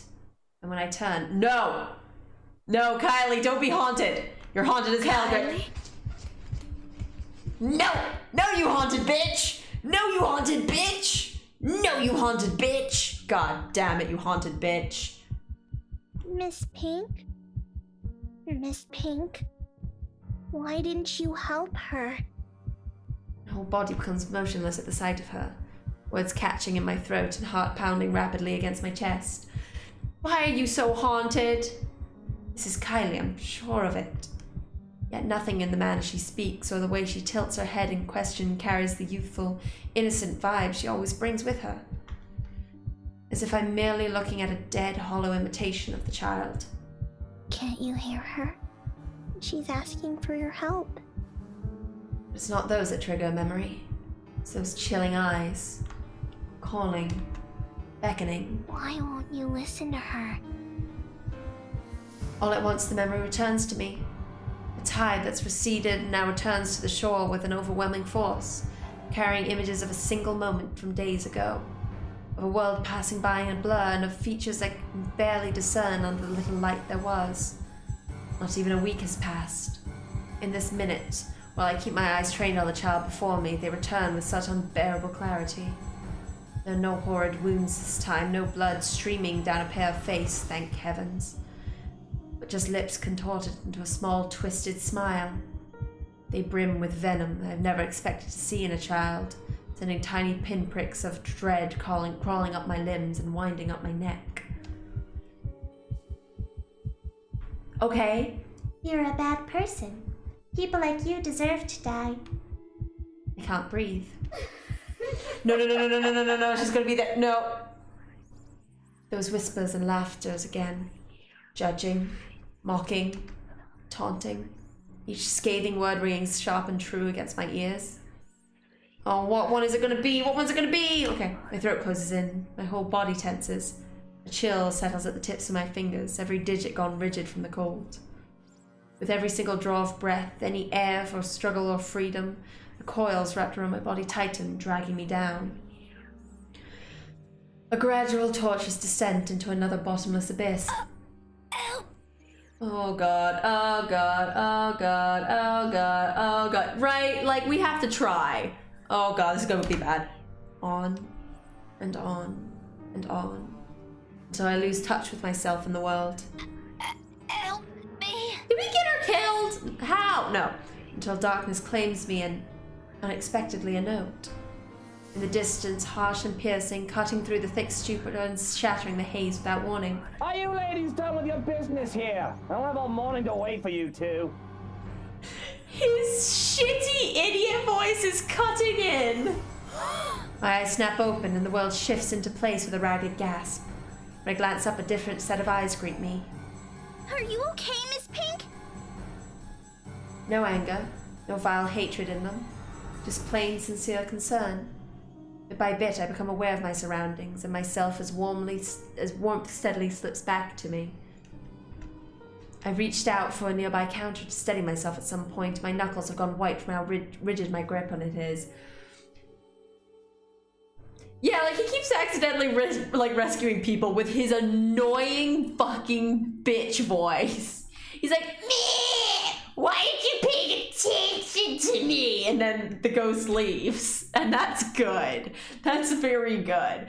Essentially the ghost is just annoying people. Is just like annoyed and cannot kill people when they're fucking annoyed by this boy. Wait, what? No, she didn't almost strangle herself. She nearly got strangled by a ghost or some shit. I don't know. I don't trust Kylie. It's over now, yet the tension hasn't left my body. My heart still hammers hard in my chest in an erratic rhythm. My breathing comes in short, shallow bursts. Before me, Kylie fumbles with her hands, utterly unsure of what to do when an adult... not unsure of what to do to an adult in what's probably a laughable state. Did you get sick? Oh, she was gripping the counter. She wasn't like, eh. I'll call Tia, okay? Stay here and don't move. I don't want to stay in here. No. No need. Just leave me alone. Tia will know how to fix you. Oh, wait, okay? I wish I can speak reassurances to her, but I can't shake it off. The dread is there, twisting my insides in anticipation. Of what? I'm no longer sure. Pushing myself off the counter, I break into a run. Brushing off the anxious look Kylie gives me, I gently push her away on my way out. Or the fur and looks, whatever. There's a lot of words here. And I stumble into him outside. Whatever they both saw on my face, I care not to know. Bloody hell, I don't even understand what's happening anymore. And now we're good. Okay, no, we're not good. The tremors continue long after the last of my classes have ended. Though none of my students have commented on it, I've caught a few sharing anxious glances every time a pen slips from my hand or my shoulders tense whenever called. How unusual it must be for them to see the normally composed Miss Gales become a bundle of nerves. Even the most boisterous ones give me less grief today. You'd think being on my 4th cup of tea would provide any comfort. Is that tea? My 4th cup of tea. Girl is just like, I like to imagine she's just in class like, nah, mate, nah. Saw some ghost shit today, my dudes. Just ghost shit. I would love it. My God. Well, maybe this is the 5th. Girl, I hope you've got something to like mix that shit with, you know? Like, we got some other leaf to like calm that down, because 5? Ooh, it's a bit much. It's a bit much for just like straight goodness. Egad! Why does counting matter now? This is why she sees ghosts. This is the ghost shit. Everyone was. I would love to have the game. They're just like, no, they were all just like massive stoners, and like just got like the weirdest, harshest bud in the world. Just like, no, this shit is hallucinogenic though. What? This has been sharing the harshest bud. The fact I can't easily shake it off this time should tell me something. Last time this happened, I passed it off as some lapse on my part after having been sick the week before. And it is a natural conclusion. Those are just stories, a centuries-old law passed by the locals to keep children in line. What place doesn't have those? My dad's books even went so far as to describe them as a strong part of Isabella's culture. I mean, yeah, that like she might be a stoner who's cranky when she's not high. Like she chills out when she's stoned. She's just like not stoned sometimes as well, and is kind of a cranky bitch. Tree giants, women who feed on unborn children straight from a mother's womb. Nice. Or hell, there's even one story about a demon baby. All folklore has never had a smidgen of truth in it. Most probably told to scare off the natives there back in the old days. Much like every other one in every other place. The world's more universal than people care to think. But looking at it from where I'm standing now, after staring right into the eyes of that woman, all the things I've been hearing and feeling, perhaps there's really more to that bloody letter than some awful Halloween prank. Perhaps Isabella's right all along. Thank you. A terrible thing if true. Though that thought doesn't linger long, thankfully. Soon the ringing of my mobile takes my attention away from it. An unfamiliar name flashes before me once the screen lights up and my brows knit together. Then how's she on your phone though, then, bitch? Oh wait, we got her number because we're book girlfriends. We're book girlfriends. Marianne McCulloch. Staring hard at the screen, I try to remember when I've entered this person on my contact list. Takes a moment. When it clicks, my eyes zero in on the book lying wide open on my table. Loaned out from the library almost a week ago. I met the woman, but there by sheer coincidence. Fellow history buff, apparently. We were after the same book, but in the end, she's given it to me under the condition that I call her once I'm done. To be honest, I'd completely forgotten about it until now, and, well, I haven't really taken a peek at it until today. Normally, I'd be done with the whole volume of this size a few days after taking it out, about 1 or 2, depending on how busy I am. But finding a chance to sit down and read through it has been more difficult lately than I anticipated. She has a very bad people memory. She's got bad face memory. I have bad name memory. I'm more like Hannah. Well, not so bad. I'm more like Hannah. Like, I've got bad name memory. I've got good face memory. Which leads to bad things of me just staring at people like, I know you. I don't know from when or where, but I know you. One moment I'm busy simply grading worksheets, attending a movie premiere the next, then someone suddenly inviting me out for one reason or another. Days later, a friend ends up in trauma center of the local hospital and fighting for her life. Simply isn't enough time to breathe and get a grip on things. Oh yeah, no, I don't try and guess their names. I'm just like, hey buddy, hey friend, hey babe, my dude, my bitch, I don't know. I don't know. I have been flipping through the pages of said book moments ago, though I'm never really reading anything and merely hoping for a distraction. To no avail. My phone gives another ring, and this time I don't hesitate to answer. Marianne? Hello. Here I was starting to wonder if it was a bad time to call. I love you, Marianne. Is it? Oh wait, what day is it? It's the 27th. What's happening to Marianne today? Ooh, we don't know what's happening to Marianne today. We don't know what's happening to Marianne today.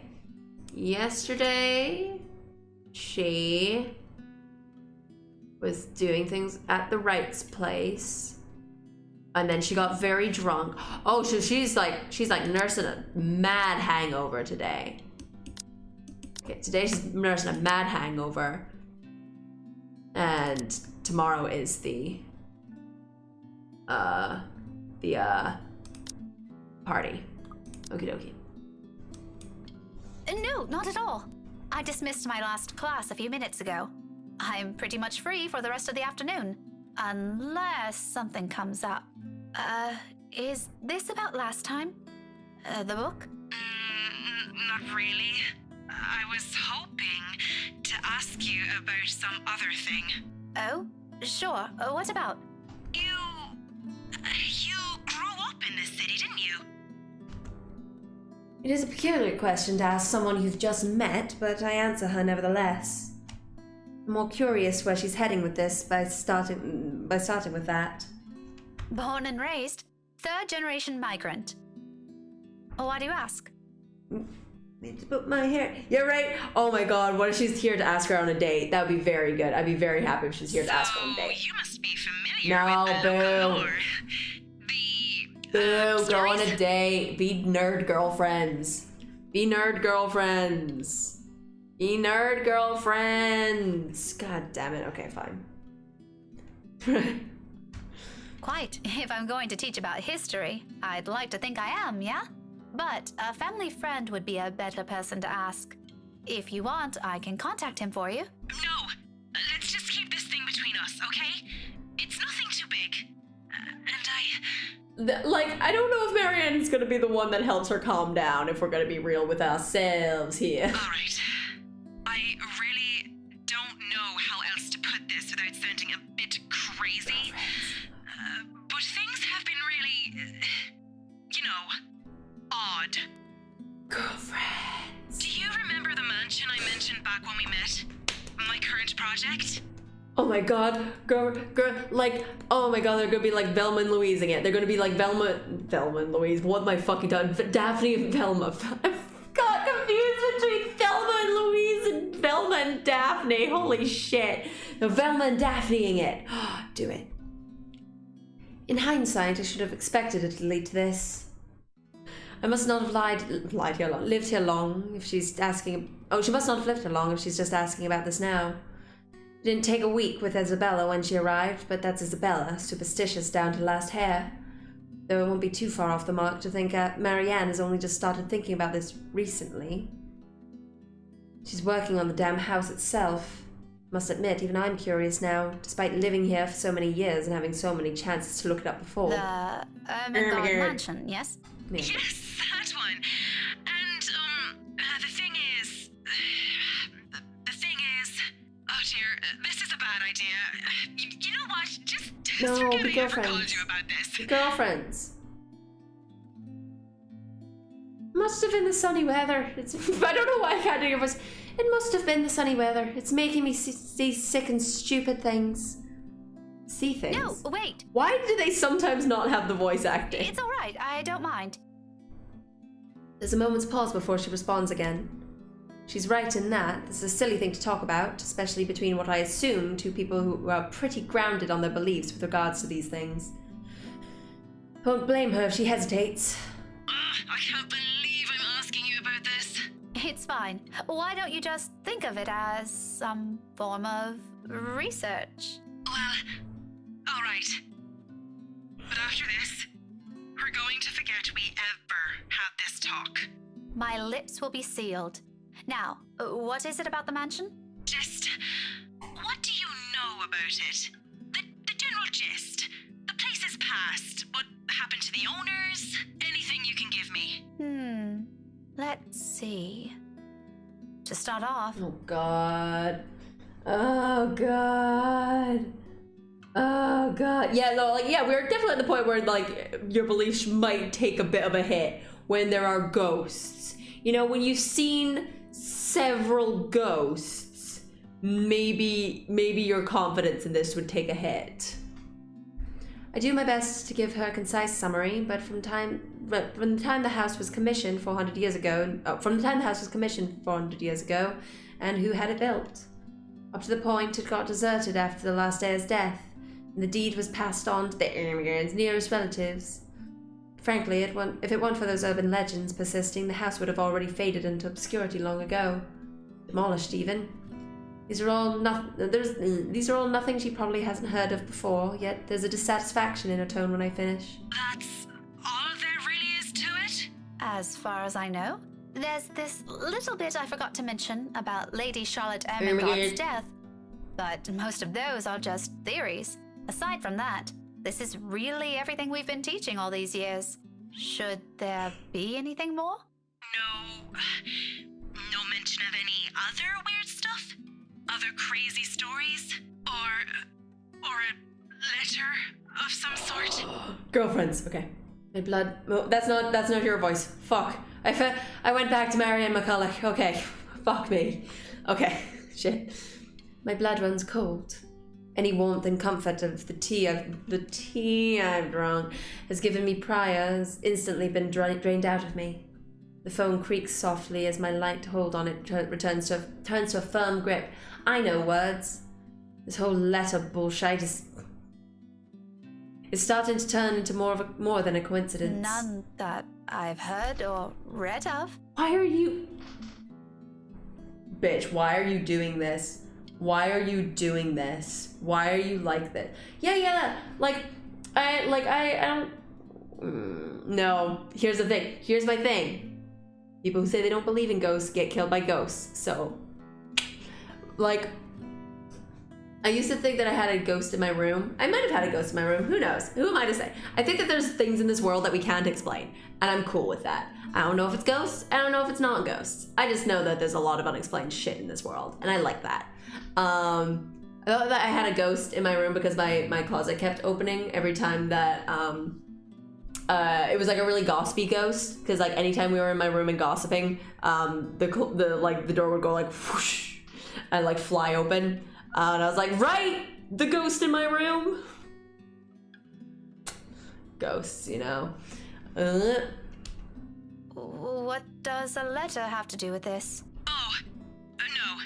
It was just something I came across. Ignore it. Random thoughts, you know? By the way, I need to run. Thanks for answering my questions. She ends the call abruptly with only a clipped goodbye, leaving my mind heavy with even more thoughts. The mood around my classroom has gone considerably denser in light of what little I've gleaned from that conversation. Why didn't we talk to her about the fact that we all had experiences with this ghost? Like, why? Okay, so this is after Zach met with the guy.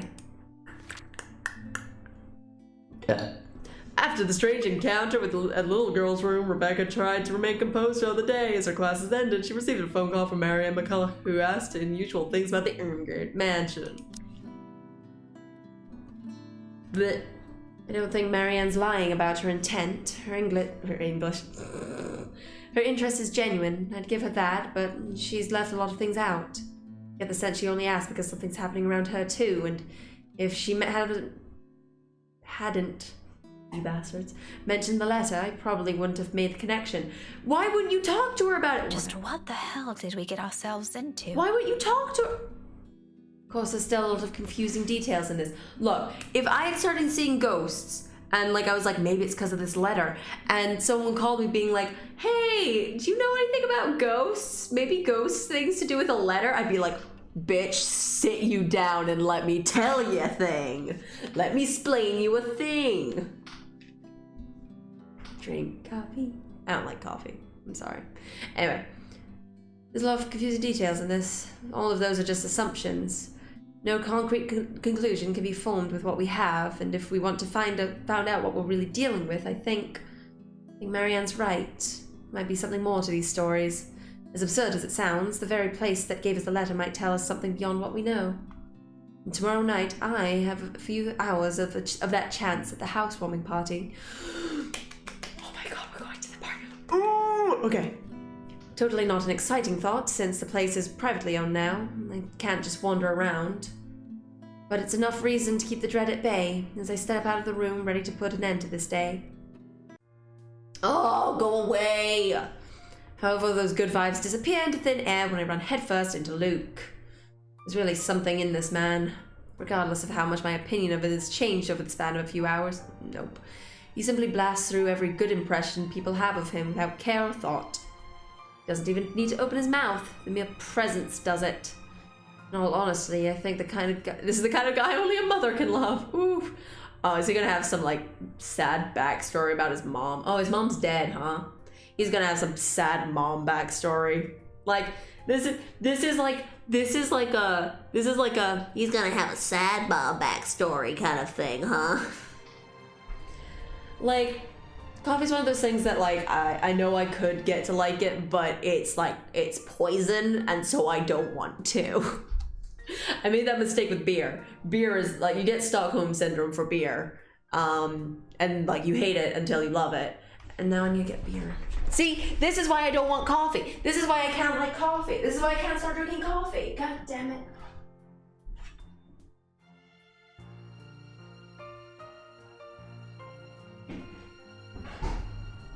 My ass can fucking have coffee. You can see, everyone talks about coffee all the time. I can't fucking, think I can do coffee? What are you talking about?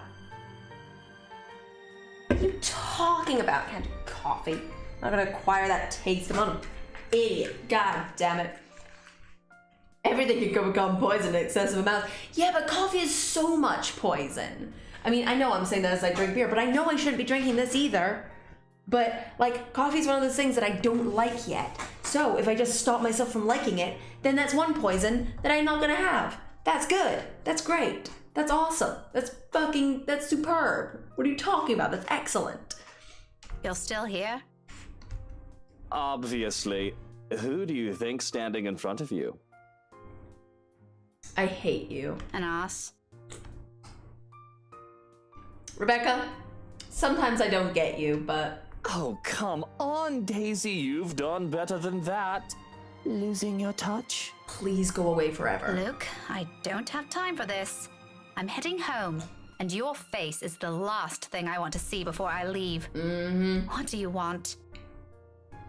Belatedly, I notice his hand, partly raised, almost poised for a knock. Coffee has more health benefits than beer and soda, if you can believe it. Yeah, but coffee is also one of the most addictive fucking substances on this earth, so, like... There's nothing in this world that I'm gonna be like, oh yeah, no, coffee sounds like a great plan. Fuck off. Also, I can't really do caffeine. I've got ADHD. And so even like a little bit of amount of caffeine like makes that one worse, and also like fucks with my heart, which like gives it like, it does the this thing to my heart, which triggers anxiety attacks. So I should super not have coffee though. Motherfucker, do not try and make me drink coffee. I'm not fucking gonna. Wait, what? Okay. She's standing a few... no. A slight lift of his eyebrow, he quickly drops it to his side and turns to Kylie. She's standing a few steps away from him, holding her hands behind her back and towing at something on the floor with the tip of her shoe. Then he proceeds to make vague gestures at me and the child. He resembles a fish flopping for air with the way he's moving his arms, though I think he's trying to urge her to speak up. Munchkin, I thought you wanted to tell her something. You do it, Tio. This wasn't my idea, darling. Don't worry. I won't tell Tia what you told me the other day. And this morning. What? Luke hit sails, rolling his eyes at the ceiling, maybe praying for the universe to grant him more patience. He knows a losing battle when he sees one. He may act worse than a 5-year-old throwing a tantrum at times, but he's no match for an actual child. Nothing better than being served a dose of one's own medicine, Once his frustration has been prompted that... Sorry, I need to quickly, get myself out of this group that I just joined on Steam, because it sent me, 15 messages in the past, hour, and I fucking hate it. Leave this group. Fuck off. God, it's so annoying. It's so annoying. Okay, we're back. Once his frustration has been promptly let out, he points a rude finger at me. I do my best to stare at the offending digit down, but I can already hear the demand before it's even out of his lips. You, come with us. I don't know why I joined it in the first place. It was one of those, oh, we got, it was like a key mailer kind of thing. It was just oh, you might get, free game codes. But I've got 1,000 million games now because of Loli, so I don't need that anymore.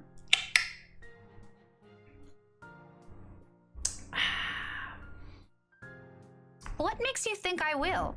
I do not want to go with you anywhere. Because little Rugrat here is upset and worried, and it's your bloody fault. Fuck off. I've no idea what happened this morning, but if you don't come with us, I won't be hearing the end of it from her. So do me a favor, Daisy, and just be glad I'm inviting you. Go away. You're asking for a favor, and you can't be bothered to be polite? I hate him. I don't know.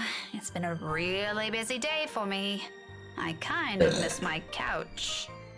Daisy, you just say yes. Give me a reason to, cunt lord. A pause follows, almost too dramatic. Afterwards, his face twists into something between a grimace and a smile. As it happens, he appears like he's in a lot of physical pain. I think the man is getting an aneurysm by simply being polite. It's a great sign. Please? Tia said it'll be his treat. What? I said no such thing, Munchkin. I only agreed to this because you requested it. I'm under no obligation to feed her. I promise I'll be quiet the next time I visit.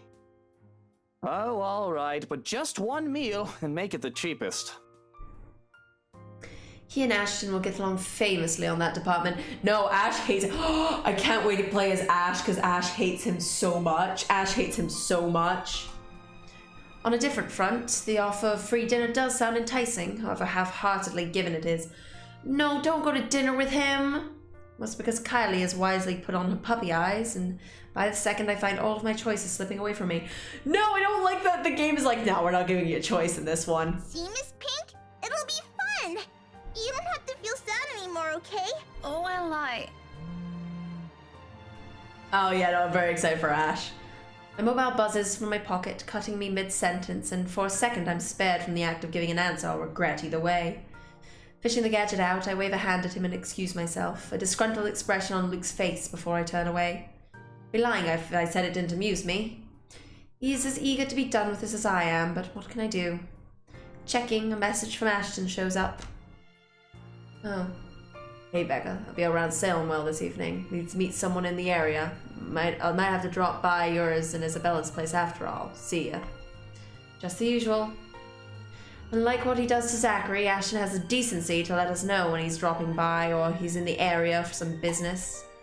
From the way it's phrased, it sounds to be the latter. Either way, I'm glad he's at least aware of that boundary. Not that Isabella's ever going to let him leave that building unscathed if he ever pulls that same stunt he did with the other man. I cringe to imagine what she'll do to him. Except she won't be here. Be there. Nailed it. If that scenario ever comes to pass while she's stuck in that hospital. Sighing, I slip the gadget back into my pocket. But looking up to see Luke's utter impatience on his face, I now face a different dilemma.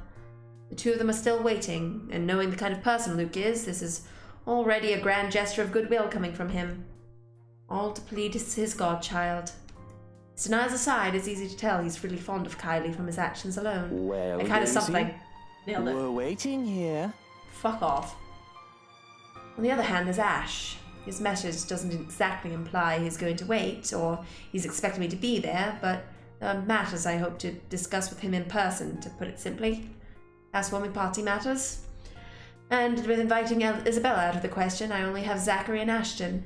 Although the former's already made it clear he'll be busy this week, and, well, Ashton has been my first choice from the start. Even after what I heard, or the fact that he detests attending gatherings like this. It's company that counts. We can be miserable together.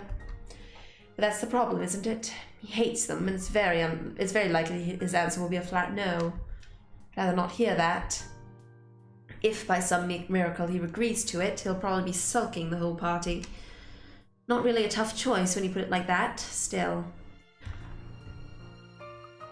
I'm definitely, I'm gonna save it here for a different thing, but I am not going to go to dinner with this fuck. I don't care that you don't like me. I don't care. I don't care, Luke. Fuck off. I do not want to be with you. Fuck off. Though when you look at it closely, it isn't such a difficult decision to make. First and foremost, no matter where I look at this, it is inappropriate to some degree. Disregarding Luke's honest intentions, I've only known the man for a grand total of 2 days, including today. If I'm going to be thoroughly specific, I'll give it a grand total of 10 hours. By all means, it's not enough reason for me to join them for dinner, even if he says Kylie's the one who requested it. To other people, it won't appear as innocent as he makes it out to be. If there's one ugly thing about this city, it's the place's penchant for inane gossip. I think it's just because I don't want to talk to him ever. One little spark and it'll spread like wildfire.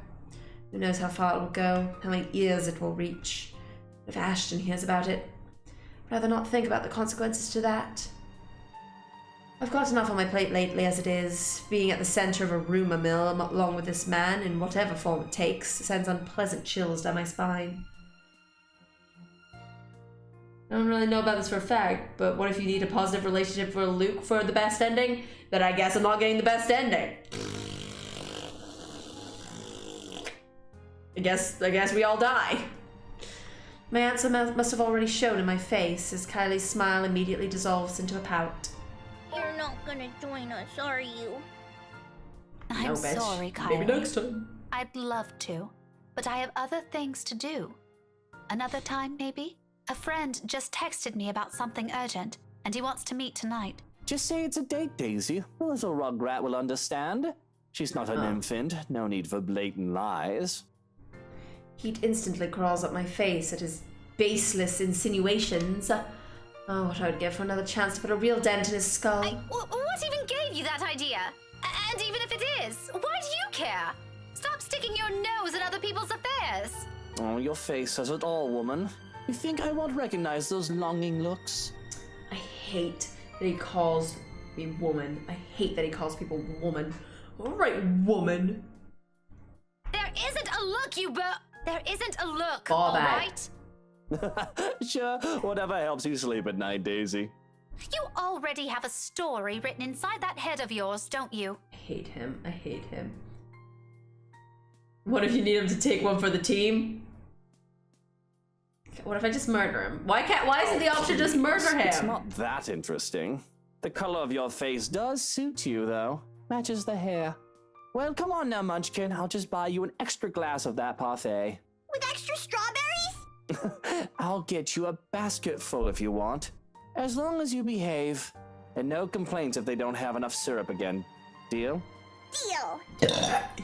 Have fun with your date, Miss Pink. Luke's already leading the child away before I can correct her. Upon reaching the end of the hall, however, he doesn't miss the chance to shoot me another one of those infuriating winks. Stop winking at me. Stop it. Does he really think women enjoy those? I'd sue him for harassment if I can. Ugh. But I must admit, the two of them walking together hand in hand is an endearing sight in itself. Fuck off. He says he dislikes the idea of having children of his own, but it's easy to see some part of him genuinely wants them. What's stopping him? It's something to mull over, along with every other confusing and frustrating thing about this guy. Some other time, though. Ashton's waiting. His car's headlights have been turned on, illuminating the otherwise empty parking lot. If it's like that, this is going to probably be a quick visit. Although our landlady would probably have a few hundred words to say about this before letting it go. Not many in this complex own a vehicle anyway to warrant the space's frequent use, owing to this area's proximity to downtown Luxburn. No one's going to be disturbed if one car stays parked with its lights on for a few minutes. Right now, though, it serves as a pleasant company, while I idle inside my own car, thumbing the invitation's fine print, flipping it over and over until the motions become familiar enough. What should I say? How should I say it? There's a very high chance he'll say no, but on the off chance he accepts, what should I do? Fears, doubts, questions I haven't asked before, and more often than not, the anxiety is because of him. 17 years ago, I've been in the same position, a different letter in hand. Somehow nothing's changed.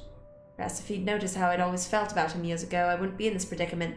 Perhaps if no, let's rephrase it. Perhaps if I'd actually fucking said anything at any point, I wouldn't be in this predicament. Honestly, he managed to ace all those exams at school without even lifting a finger, and he couldn't figure this out. Or maybe he did, and he's not interested. Maybe he did, and he's not interested, bitch. How dense can he get? Maybe he did, and he's not fucking interested, actually. I can't very well wait for another 2 decades just to get something as measly as an invitation, can I? It's not like it's going to be a date. Although, frankly, I wouldn't mind if it is. Girl! However, that's a wish that's best reserved for some other time. I won't get anywhere if I just keep thinking about the what-ifs. Gathering all my thoughts and courage, I step out of my car and gingerly make my way upstairs, invitation in hand. Ever since the incident 3 days ago, there's a strange air permeating the atmosphere here. Weighted, but the sort that slowly trickles through you, till the burden of it finally bogs you down in some sort of disquiet. Days since have been uneasy, and Isabella's absence from her flat does not help settle it. Every day, coming home somewhat feels like an uphill battle in itself, leaving you spent when you're supposed to be getting some rest. Is Zachary experiencing the same thing? I certainly am. The same weary slump is also on Ashton's shoulders, and once I catch a glimpse of him, he's leaning casually on the rails, his back against the metal surface while reading through a bunch of papers. Each one appears more important than the other, despite me having never read a letter of it. He'll probably head back to the precinct after this, if he's not going to drop by with Zachary's for a bit of shut-eye. No rest for the wicked. No matter how occupied he seems, he pauses anyway and looks up from his work the moment he hears my treads. He raises a hand in greeting as a small smile spreads across his lips. In spite of what happened, I can't help but return it to him. Somehow I never can seem to stay angry with him for so long. What brought you here? He hums something inaudible, neither an answer nor even a vague hint, before he turns his attention back to the papers. For a passing second, I thought he'd ignore or evade the question, like every single time I've asked. Then he shuffles the documents back to a binder and sets aside with a huff. It sounds more fatigued than I've ever heard from him recently. Either there's simply too many things keeping him busy at once, or his investigation isn't going well. Maybe even both. Just work. Just work? Do you expect me to believe that? In a way, I didn't think an important contact ditched me and now I'm stuck would make for a cool alibi. Did it work? As if there's going to be any difference. You're still a dafty. Anyway, do you want to come in? But if you're going to hang around for a bit, you better turn those headlights off. My landlady's one hairline away from banning you off this place, you know? Stop taking the piss out of her. She's a nice woman. When she stops taking the piss out of Shirley, maybe I will. You and your bloody car. Oh no, your car's name's Shirley. It's the first time I've heard of the name. The first time I heard of the name, I did a double take. The way he put it, it was as if he was talking about some woman he met somewhere, surprisingly got along with and grown fond of. Never mind how impossible that is, knowing his lack of interest for people outside our small circle. Honestly, it sent a surge of panic through me. Lasted for days, until he proudly introduced me to his new car. Why is he leaving his headlights on? Right? Don't leave your headlights on. Like, where, like, it takes no effort. Like, even if you're just like, oh, I'm about to leave in 3 seconds. Still, turn your fucking headlights off, you dingus. Right? Like, absolutely never. Right? Oh my god. His car. Hey, it's a nice name. Don't laugh at it. You'll hurt her feelings. Ash, please. I'm gonna have to give that offer a pass, though. Nothing unexpected, but admittedly, I'm hoping he'll stay a few minutes. Suddenly asking him to accompany to some housewarming party is starting to turn into a bad idea. Even if he can't be bothered to spare a second of his time to his friends, what more if he has to stand for some hours in a room full of strangers? That's not how that phrase goes, but okay. I need to get going. I just dropped in to check on something and... His words trail off, cut mid-sentence on purpose, leaving it for me to comprehend the rest of it. At the same time, his eyes shift momentarily towards the door closest to us. Isabella's unit. Eerily quiet now in her absence. Right. Yes, it's his lips curve into a small frown, his shoulders tense. I know work is far from his reasons for being here. Being all too aware of that idea alone summons a rather dull ache straight to my chest. Like every time, every single moment he affords her the attention he can never seem to spare others. While it's a worry better left for a different situation, it twinges the heart nevertheless. What is it? Nothing too important. Though I did drop by the hospital this afternoon. I met Belle's aunt, by the way. You never told me she's arriving today. It's a mere observation, a passing comment, if you will, and maybe under different circumstances I might have accepted it for what it is. Perhaps if I hadn't heard him pour his heart out last night, it'll simply be what he means against my ears. But he has no idea, not even the slightest inkling, how his words carry a ring of accusation in my mind. A beat of it in every utterance, closing in tightly around me, intense and keen, as if I've deprived him of something so precious. Even without her warmth and cheer here, I still can't seem to win, because he himself holds on to it. To her. I don't have to report everything to you, do I? Besides, isn't that already a given? We can't be with Isabella all the time. All 3 of us have other responsibilities. It's better this way. Her aunt's just one woman too, Becca. She won't be able to handle this on her own. I wasn't implying... I know, but... Look, I talked to her. It's all right. If anything, she's relieved. She had no idea who would ask for help. In fact, she wants to see the 3 of us, if we can all visit tomorrow morning. Well, you certainly didn't waste any time getting friendly with her family. Girl, do not be this asshole. God, I hate it. He frowns, a look of genuine confusion spreading over his face so the moment doesn't last. Is that a problem? I hate her sometimes, Oh, no, God damn not it. at all. Rebecca, I can't. No, but you have something on your mind. By all means, just do your thing. You surprised me, that's all. My God. Last time I saw you, you still weren't so keen getting chummy with people you barely know.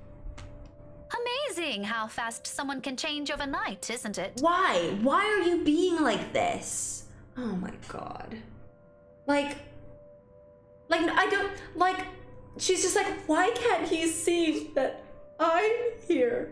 He can never see that I'm always here for him. It's like, maybe he doesn't want you because you're a petty bitch. Maybe that's why it is. Maybe, just piecing this together in my head, I wouldn't want you either because you're a petty bitch. You're like, oh my God. I can't with her. Oh my God. Her aunt needed assistance, Becca. There's no lack of things to add to that. All of it will likely be born out of this hollow ache in my chest. Can go on for hours if I want to. Then, in the next second, almost unexpectedly, his tone changes. Kinda warmer. Still nowhere near the one he used when he spoke to her that night, of course. This will never come close to it. Hearing him like this, however, it's easy to forget his heart's already set on someone and realize how petty this is getting. Since when have we become so low? I think you're being petty. I think he's asking some reasonable questions and talking to you in a reasonable manner. Oh my god. Since when have I? Yeah, more important. Oh my god. Something bothering you? You've been like this since the film fest. Just like that, what remains of my anger melts away. Almost like a betrayal after carrying around on my shoulder for days. Having another bad week? Maybe. What is it to you? Don't expect this to turn into a heart-to-heart just because you made a few assumptions. Do you actually like this boy? Oh. Okay, I get it. You don't have to tell me. No need to snap at me. Why doesn't he like me, though? Even Zach's been in an odd mood lately. He's been saying some weird stuff. Oh yeah, she needs some of her specialty. Must be the weather. But whatever it is, don't let it get to you, alright? Only that way it was that easy, but I present him a smile nevertheless, half-hearted as it may be. Don't worry. This is nothing a cup of tea or a good book can't fix. Her specialty!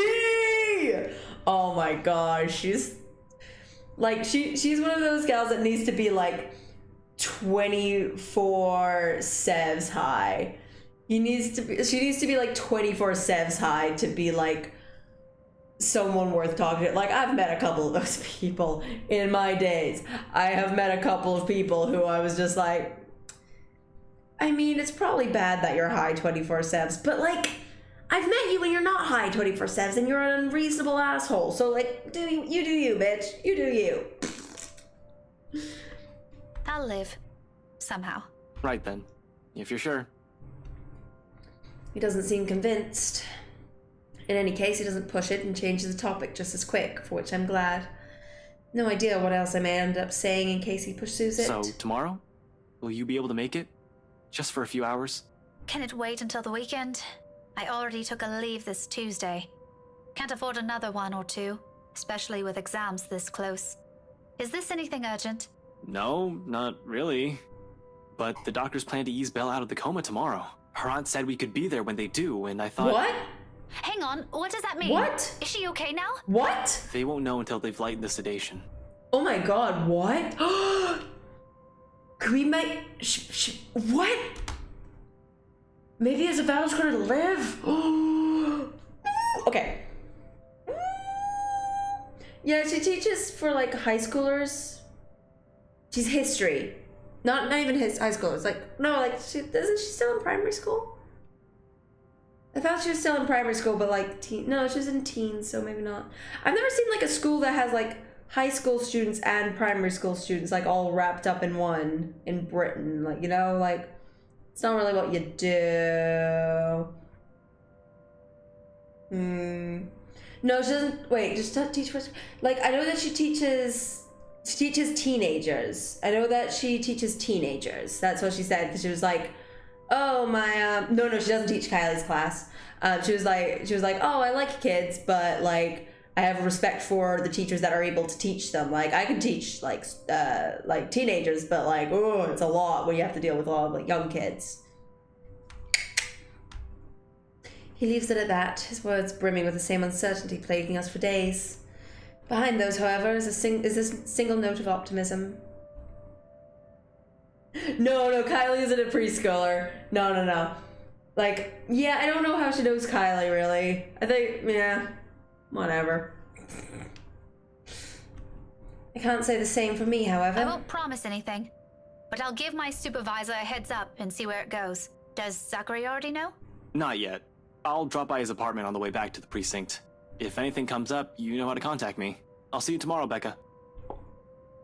Ashton squeezes my shoulder light as he can before stepping away and heading straight for the stairs. His way of offering comfort in the middle of this little mess we found ourselves in. So, well, my My, like, I went to the same kind of primary school as high school. So, like, I went to James Gillespie's primary school, and I went to James Gillespie's high school. Like, both of them were, like, public schools. They were both, like, public-ass schools.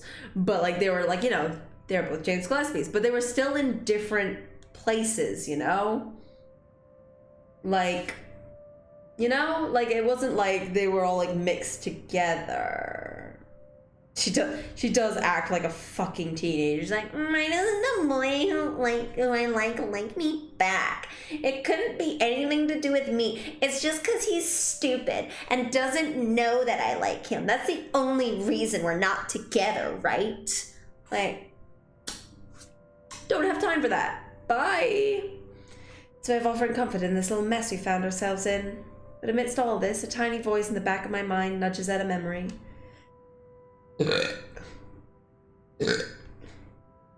Something I've forgotten, and the very reason why I've chosen to return home early. He's made it 4 steps down when realization kicks in and awareness of the envelope I've been holding returns to me. Panic rears before proper words can form or I can think about the situation. Not a second sooner, I'm calling after him. Ashton, wait! He halts, 1 foot already down another step when he turns to me, raising an eyebrow in question. Yeah? And of all times, in this moment where I falter, the adrenaline from earlier's panic suddenly recedes. All of a sudden, none of the things I've prepared to say will take form, and I'm caught between simply forgetting about this or just blurting it out to him while hoping for the best. You realize I've tried asking him telepathically so many times, and he didn't get it. I don't know, well, we have to ask him. Yeah, fuck it. Oh, do you like it? Oh, he's cool with it. He's cool with it. He's cool with it. I mean, like, I'm not asking him on a date. I'm asking him to come with me to a spooky ghost house where I know that he goes anyway. There is romance in this game, but it's not so much you're trying to date people, really. It's just like how you go in the story. So for instance, the first person that we were playing, Isabella, blorp, Ash, oh well, okay, well I went on to the wrong one, huh? Let's go to this one. Oh, this one also sucks. Well, Ash, this boy, likes Isabella. Rebecca likes him, but and I accidentally saw an achievement where Isabella for getting Isabella and Ash together, which I don't think is going to happen because we accidentally put Isabella in a coma. So we might have screwed that. We might have cut that one off at the head, huh? Oops. Oopsie doopsie. Look, but she's alive. She's not dead. So, like, I halved it, okay? Isabella's your favorite? Okay, that's an insane thing. That's insanity. If your favorite is not either Marianne or Zach, what are you even doing here? What are you doing? Like, so far, the list goes.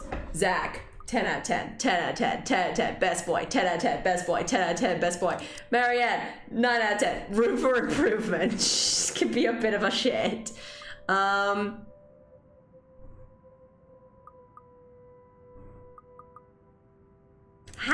and Isabella, I don't know, like, Hannah really tried, of the people that we've played so far, I'm talking about, of the people, like, Hannah tries. She's like a posh bitch, but like she's not an asshole. She's never tried or has never been knowingly an asshole, and she's improving all the time, which is nice.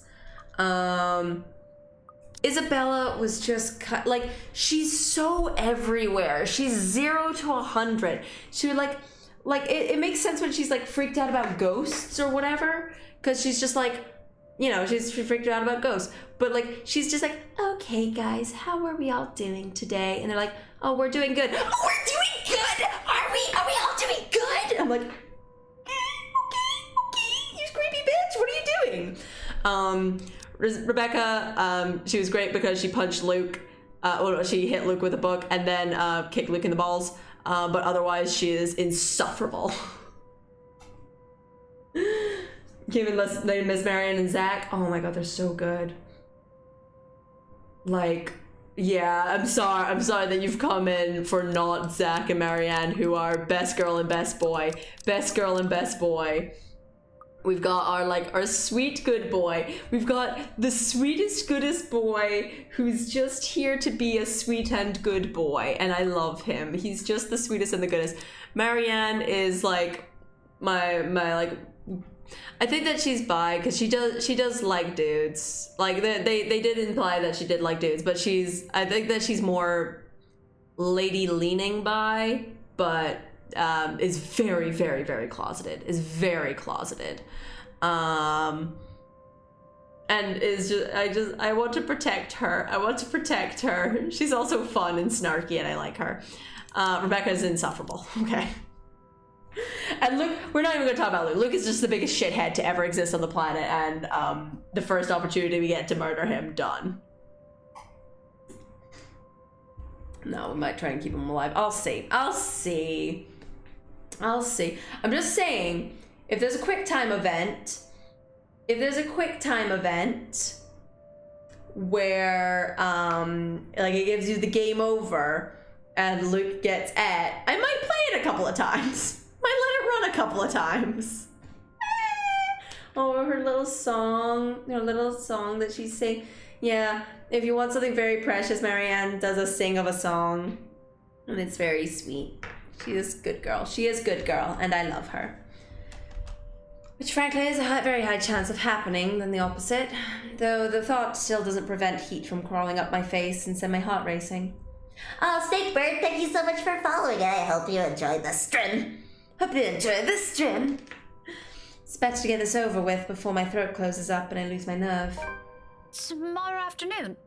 Do you have time? What's one step closer? Wait, what's the text for that one? It doesn't give me any text. It just says one step closer. I don't like that. One step closer to heaven, baby. I'm one step closer to you. Anyway, small frown is already on his face. I can already see where this is going and what he's thinking from that alone. Yet for some mullish reason, I continue.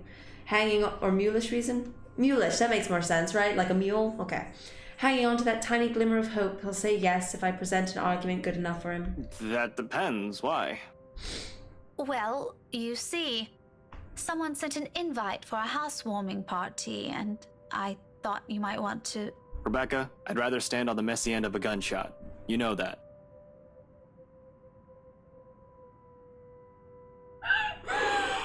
Oh my god, that's my new favorite phrase. Okay. I know, it's just... You're one of the few people I can count on with things like this. That's cool. I appreciate the thought. Oh my god. But really, Zach's a better companion. Gatherings like that just aren't my cup of tea. Shot down, shotgun. Oh, whatever. One and the same. Oh my god. I mean, like, to be fair, he's saying he'd rather not go to the party rather than he'd not go with her. But, like, still very funny. It did cross my mind, you know. If he isn't busy with his freelance work, I'd probably ask him too, actually. You two would have been spared if Isabella was here, but... Oh. Why not just skip out on it? The world's not going to end if one guest doesn't show up. Oh yeah, no, like he 100% doesn't understand that she's asking him out. Because, you know why? She doesn't articulate this point and then whines about it. Trust me, I'd love to. But I promised Mom I'll be there. Still can't say no, huh? Girl, what's that face? Like you're any better. Wink. Okay. Besides, the person who sent this is an old friend of Mom and Dad. If it's important to them, why not? Though, who would have thought, huh? The famous Evans heir used to be tutored by my parents. Apparently, we also met before. Wait, who? There we go. Evans. Hannah Evans. Well, she's already married. She goes by Hannah Wright now. Remember the couple who bought the mansion Isabella's selling? The same people? As far as I know. Same people. Unless I misread their address, or there's another Hannah Wright in this city that we don't know about. Let me see that. Without waiting, he walks closer and takes the invitation off my hands. Gently, but with the same force of urgency in his voice. So I know that he's at the party anyway, so like, I guess like if we say that we're not, like we don't ask him to go, then he's just like, he finds a way in anyway, you know? Like he gets invited anyway. I don't know what he finds in it, but his eyebrows draw together and his eyes scan through the little lines of text printed on the small piece of paper. His hold on the envelope tightens with each pass, and by the time he's finished reading, his mouth is formed into a thin line. You never mentioned this. I just did, bitch! We met just once. Or at least, that's what Mum told me.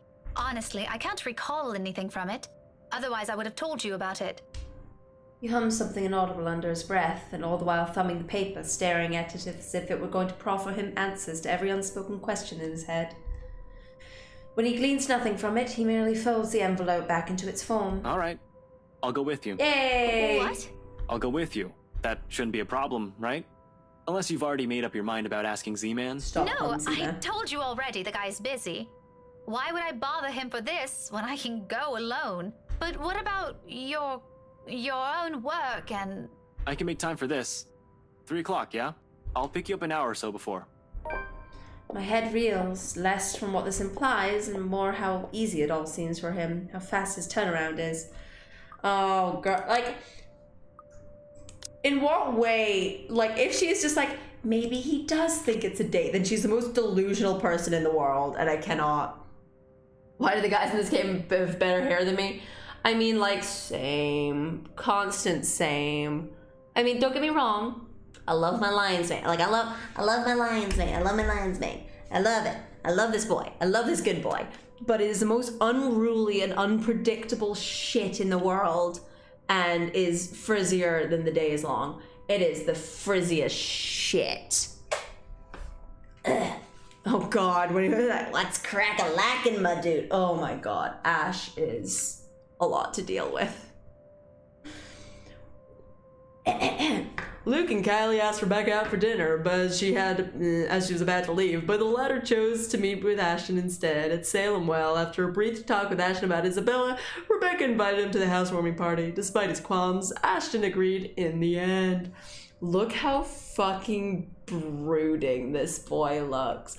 Look how brooding, like, oh, yeah, I will go to a party. Like, what the fuck? Oh God. Oh God. Okay. Oh shit. Oh fuck. Did I read that one already?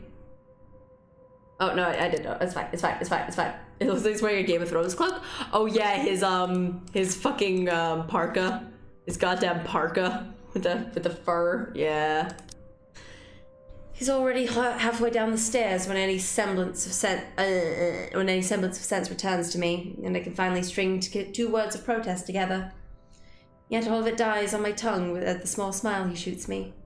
He disappears from view a few seconds later. His footsteps gradually fading as he descends the stairwell until all I can hear are my own shallow breaths and heartbeat, loud, pounding hard against my chest. Just near. It's only after I'm standing alone in my room minutes later that it sinks in.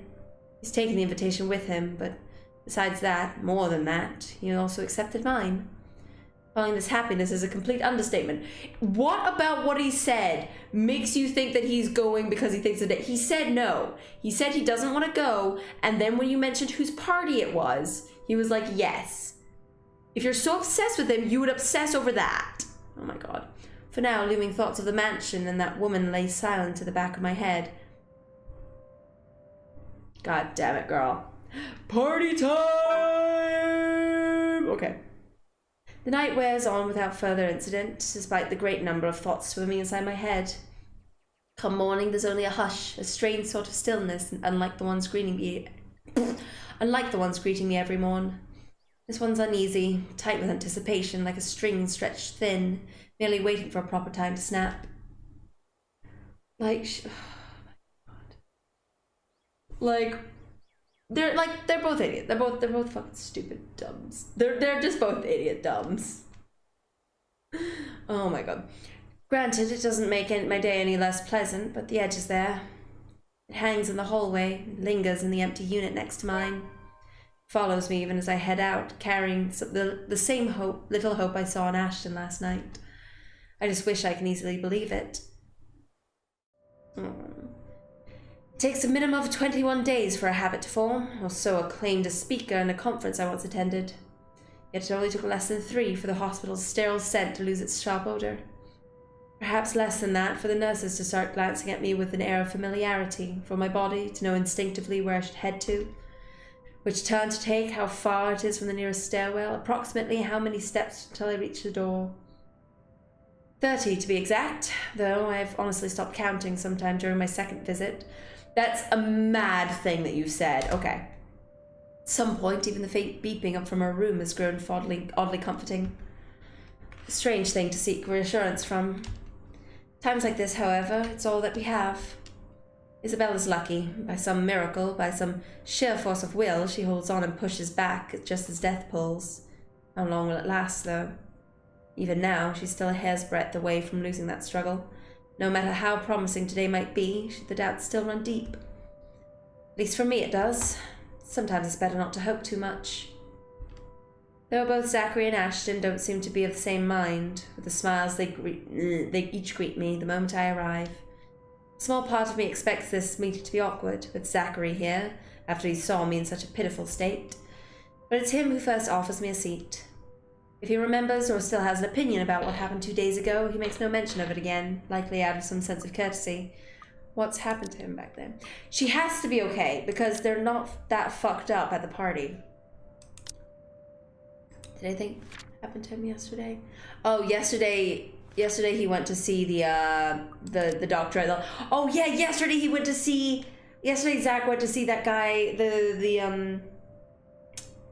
the professor at the library, who was just like, oh, want me to tell you about history? Here's some history, some people deserve to die, here's some history, bye!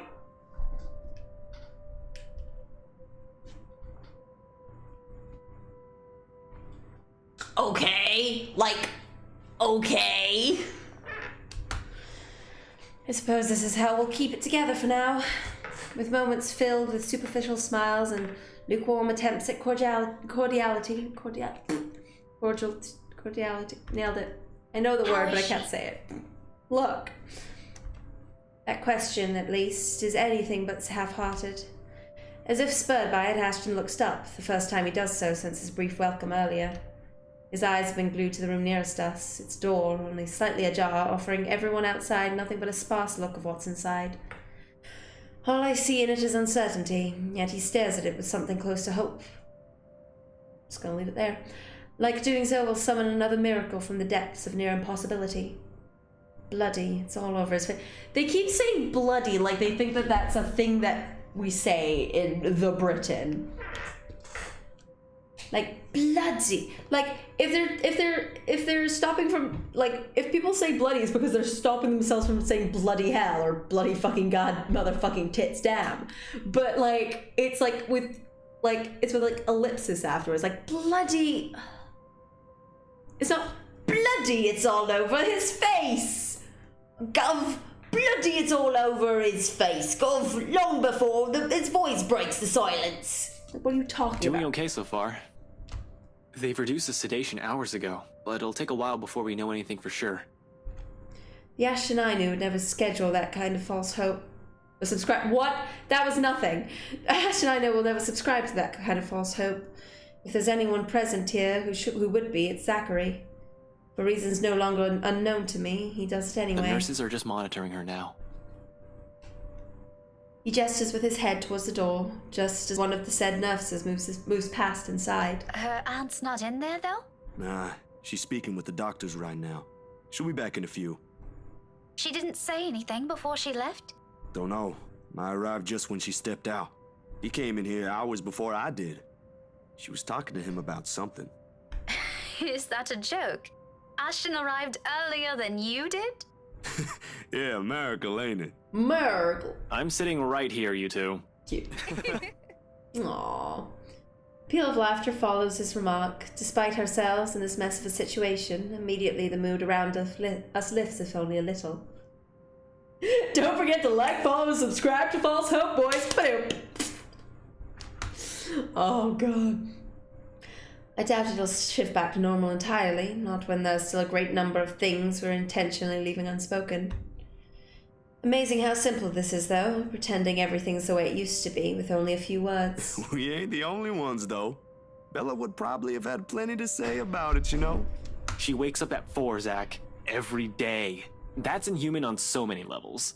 Besides, none of you can even get out of bed at 6, so get off my case. If Isabella's got a problem with my morning habits, she can complain about it when she's out of coma. When, not if. Now, of all times, he chooses to be like this, but decides to forgo all the hard truths to chase after the one little light at the end of the tunnel. Despite Zachary's reassurances days ago, I'm not foolish enough to carry an expectation as heavy as that.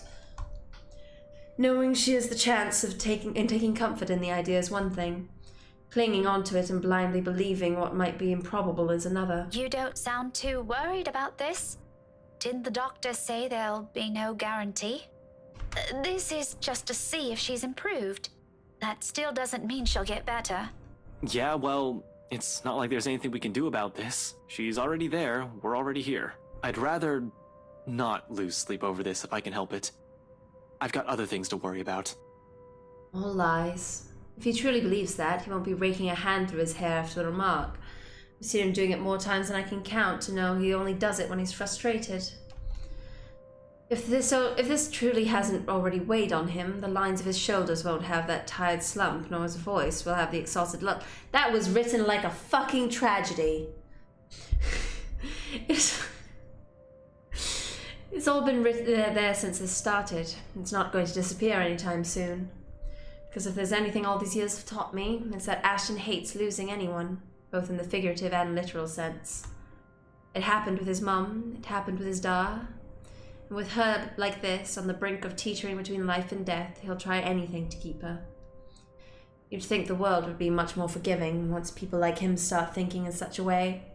They got lazy with tenses at this point. Like, it was kind of bad at the beginning, and now they're just like, he and was, were, and is there. Like, why are you? Okay. But it's a harsh place still, and sometimes, as good as a notion it is, there are things that are simply out of our control. When it reminds us of it, it does so briskly, in the form of another voice piercing through the dense silence in the hall. Miss Santos? Miss Santos! No. Don't kill her. No, please don't kill her. No, don't kill her. No. Patient is seizing. Get rapid response here. Call for doctors Nicholas and Beatrice. No. Shit. Oh, fuck. Tits. Shit. No. Tension returns to the hallway in an instant. No. For a couple of agonizing minutes, only the sounds behind her room reverberates into the hall. Do not! A calm voice urgently calling orders, 2 sets of feet moving about, the rapid beeping of the machines inside. No! Suddenly, merely standing in the hall proves to be smothering. No! Come on! No! God, do not F to pay your respects yet! No, she's not dead! No! Too small, too tight, too stifling as the rest of the world fades into nothing, and only the room in front of us matters. Do not F right now, you motherfuckers! No respects! Next to Zachary and I, Ashton now sounds rigid. The lines of his jaw clench firmly, while he gapes at the tiny opening in the door with wide eyes. I haven't even noticed when he's risen from his seat, but a struggle is clear on his face. But before he can take a single step forward, Zachary's hand lands on his shoulder, holding him back. Good boy. Despite his own worries, he's nothing but forbearing when he mutters his reassurances. Chill, man. Let them do their work. Leave it to them. She's in good hands, so please, give those guys inside a little credit. They were able to save her the first time, yeah? It's not a code. She hasn't coded yet. Almost as soon as if to confirm it, the loudspeakers crackle to life. the broadcast echoing Zachary's words throughout the hospital. Rapid response, room 49. Rapid response, room 49. Nailed it. Paging Dr. Nicholas Vogel and Dr. Beatrix Vogel. Rapid response, please head down to room 49. Start. Nailed it. The message blasts out for another minute before it finally ceases. It takes less than that for the hospital's emergency response team to arrive, but their presence does nothing to ease the disquiet in each of us. Ashton's most of all. The minute a nurse shuts the door firmly on us, he releases the breath he's been holding. Along with it are every shot of hope he'd allowed himself to carry. Now crushed under the weight of what we've just seen and every expectation he carried. It's not surprising that when the air around us becomes too heavy to bear for someone like him, he's the first who steps out. Like every time this has happened. I'm going to step out for a while. I need some air. Ashton? Without another word, he gently brushes Zachary's hand off his shoulder and leaves. Not to run away. Never to run away. He's still too stubborn for that. His pride won't let him, but when he knows he hasn't exhausted his options. This is so he can force what remains of his wits into some semblance of order away from our prying eyes. And though Ash doesn't say a single thing, Zachary understands this need quite well. It's a place he's been to numerous times. It's one he's requested of us for reasons I've yet to know and he's yet to tell me. Hence he refrains from voicing these thoughts or stopping the younger man once he removes himself from the hall. There's still, however, an undeniable edge to his voice when he urges me to do the opposite, an underlying anxiety beneath that smiling facade. One I allow myself to return in spite of the hesitation his next words spur. You should go after him. What? And leave you here? I can wait. And I don't think those guys in there will be coming out anytime soon. You'll just get bored. Besides, he listens to you. If or, perhaps. He still will. Nothing about that has changed. He's a grown man, not a baby. I don't have to console him every time something upsets his manly ego. I don't think that's what's happening here. I think that he's fucking distraught that, like, the girl that he's in love with is dying. Doubt must have surfaced in my face for all my efforts to mask it, because the next thing I know, he's laughing.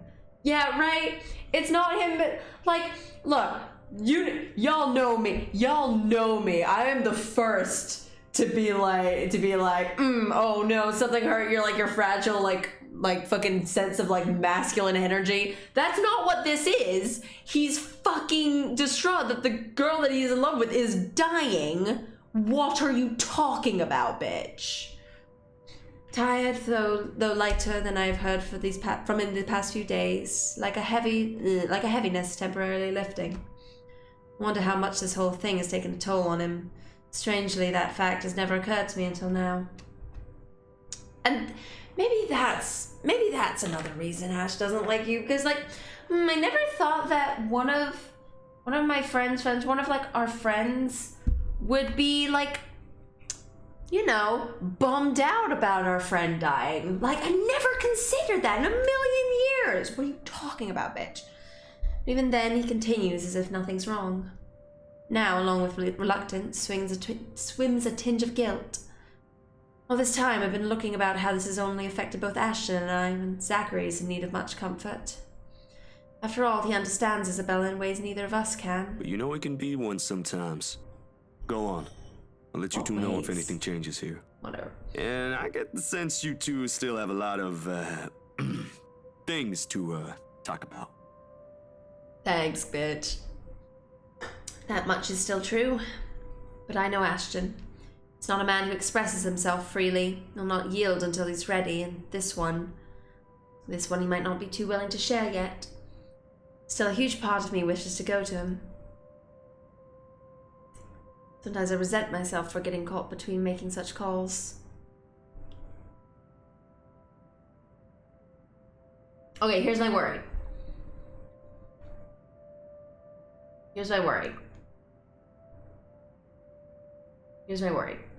I worry that the game, if I say go after him, will like assume that I want these two to be together, because I very much don't. Like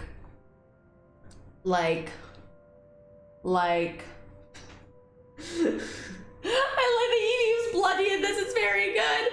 That's very good. It's so on point. I worry that if I'm like go after Ash, then it's gonna be like the game is gonna think like, oh, I knew you wanted those two to be together. I knew you were rooting for them, when like the opposite is true. I don't know what to do.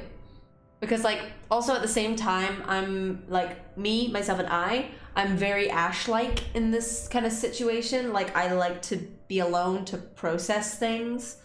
And like there will be a time where I need like comfort from people, but like I need to be alone to process things for a little while, you know? Like just to like I need to know that I can make myself feel better before I can let other people try and make me feel better, you know? So like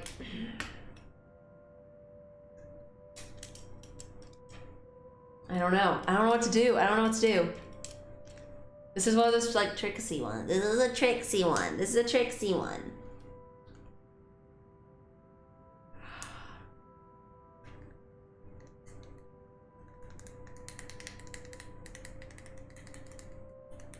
I don't know. Do I give? I wouldn't go against Zach's advice. Oh no, that is true. Zach's advice is always the best.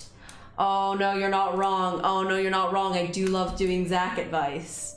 I've not saved it also. I do like Zach advice. Zach hasn't steered me wrong so far because he's the sweetest, bestest boy. But what if what if going after Ash, they're just like, oh, you want them to be together, and they try and start pushing them together, and I don't want that.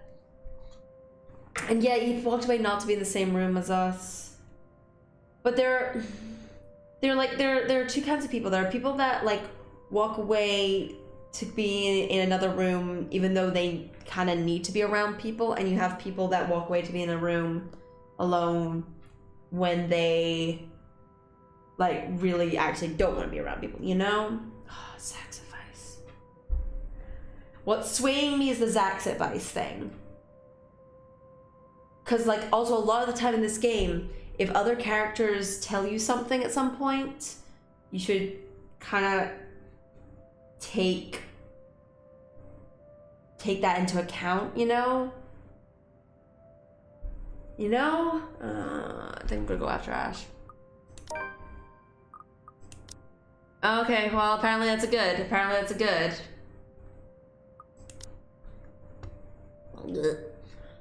Though before a single excuse forms in my head, Zachary makes the decision for me. Already he's showing me his knowing smirk. It spreads across my face from the moment I look up.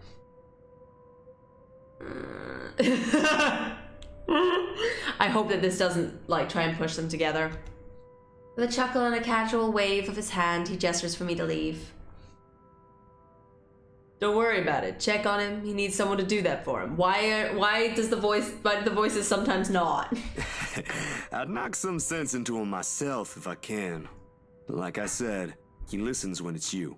We'll see about that. Thanks, Zachary. I'll be back soon. Nah, take your time. But just remember what I told you before.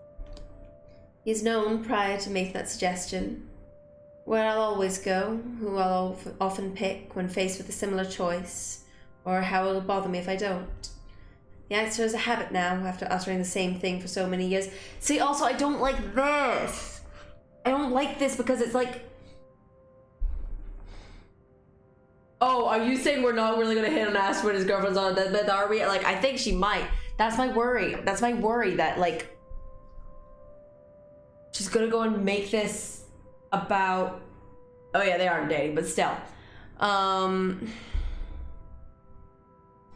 That they're gonna make this like a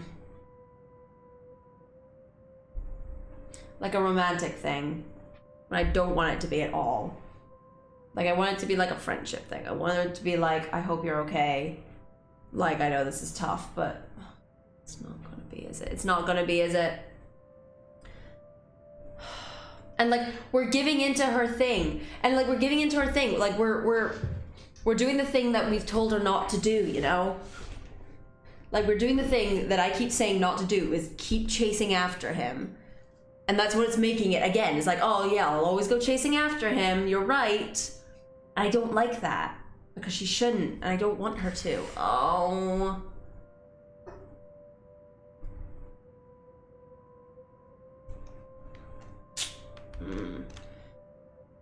What drives it is not important. Feelings are irrelevant at the present. The whole of it unwarranted, in fact. Okay. That's what Zachary's been trying to get at all this time, isn't it? Oh, that better be it. I've been too furious to understand, busy swaying between anger and my own affection since that night, because at the core of it, we're still friends, aren't we? Oh my god! Oh, game, thank you! There'll be time to think about those matters later. For now, I leave Zach in search of him. I'll be what he needs me to be. Thank you, game! Oh, game, thank you. Thank you for once. Oh, for one time, thank you. Oh my god. While 3 friends were visiting Isabel, the light mood suddenly shifted when she seized in the room, overwhelmed with the nurses, rushed to save her. Distraught, Ashton left to calm himself. Concerned, Rebecca soon followed after him. Thank bloody indeed. Oh my god. I find him minutes later in a hallway not far from Isabella's room. He sits alone, gaze trained on a cup of coffee he cradles between his hands. But I know him well enough to know he'll never take a sip of it. It's too bitter, he'd say. He prefers one dumped with a shiteload of sugar. He's only keeping it for the warmth. Occasionally he'll sway the cup, lightly, only to send the dark liquid swirling close to the edge. Like disturbing its surface will show him all the answers he needs, all the miracles he's hoping for. If it provides him any, he makes no mention of it. When I take the empty space next to him, he doesn't bother moving, either, or returning my greeting with a slight nod. Or return my greeting with a what? Like he always would. Oh, right, okay, getting. Under the corridor's harsh lights, he appears older like this. There's a deeper set to his eyes, a hollowness not present before. It's most certainly not due to exhaustion anymore. Seeing it so openly displayed in such a manner, however, unease trickles into me. A small fear of my own efforts. Any words I can come up with won't be enough. With that only the cruel possibility I've seen back there will be all there is left to say. Nevertheless, it's still worth a try. That coffee is going to get cold soon, if you don't drink it. A waste of money, if you ask me. For a fleeting second, he takes his eyes off of it, glancing at me from the corners of his eyes. It doesn't last too long, but in that short exchange, it feels as if he's searching my face for something. When finds nothing of it in me, he merely lets out a breath and holds the cup out to me. You can have it if it bothers you. No thanks. I already drank a cup this morning. Besides, their coffee here tastes like shite. I've had enough of it these past few days to last me a lifetime. I think they're using the same brand, you know? The one Isabella likes so much. I'm not meant to bring her up, but she's woven herself into our lives so much. And even simple talk as this is something to remind us of her. Now it's pitching back towards unsafe territory, right into topics I'm hoping to avoid. We're both bad at this, aren't we? You noticed that just now? Afterwards, Ashton immediately falls silent again, the good humor in him gone. I follow soon after, unable to string the proper words to keep this going, and an uncomfortable air sets. No surprise right there. All this time we've been skirting around the issue, the hard truths we've been forced to deal with. It's a way of coping, contradicting the kind of people we both are. No wonder we'll fall apart at some point. If what happened today suggests anything, it'll be easier for us if we steel ourselves early as now. Even if a tiny part of me still wishes to believe there's simply too much working against her now. No! But is saying such a thing appropriate, given the situation? With him like this, I'm afraid doing so will bring more harm, good intentions aside. It definitely will! What the fuck? No! I mean, I'm gonna save it because but she'll get through this. What are you talking about? I mean, yes, obviously. What are you talking about? I mean, she's probably gonna die, huh? What are you talking about? In no world is that what you say. In no world. Oh, my back. Okay. So I pull back in the cold, hard facts, as well as every truth that will hurt. Yeah, like, in what the bloody? Like, in what world would it be like, yeah, that's probably the right answer here, huh? Are you fucking, oh my god. All in favor of an echo, and frankly a pale imitation of Zachary's reassurances. She'll get through this. I wish there's more conviction in my tone, or at least a hint of sincerity to it, of certainty to it. Nailed it. But try as I might, I don't know if I can put my faith into those words.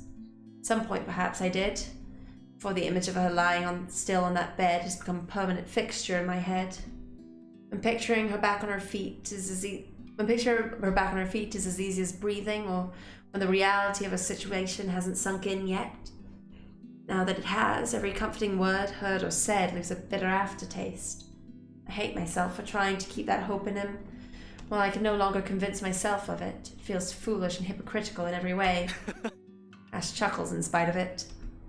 Not without a hint of his fatigue, but still light and unreserved, as if remembering a memory he's keen on. She's rubbing off on you. Right, oh my god. Who? Belle? Please, we're poles apart. A few years ago, maybe, but you're more alike than you think now. Otherwise, you wouldn't be saying that. Maybe it's just Zachary. You know, the big guy can also be like that. It's why Belle and him get along well. You don't hang out with him that much, though. In fact, if another person were to look at you and Scaredy-Cat, they'd probably think she's the childhood friend, not me. That gives me pause. More than anyone, he's the person who I'll always have a place for. He should know that. And I can't bring myself to refute it, or even be angry at him for the suggestion. It's only laughter when the question comes. Are you jealous, then? Not really.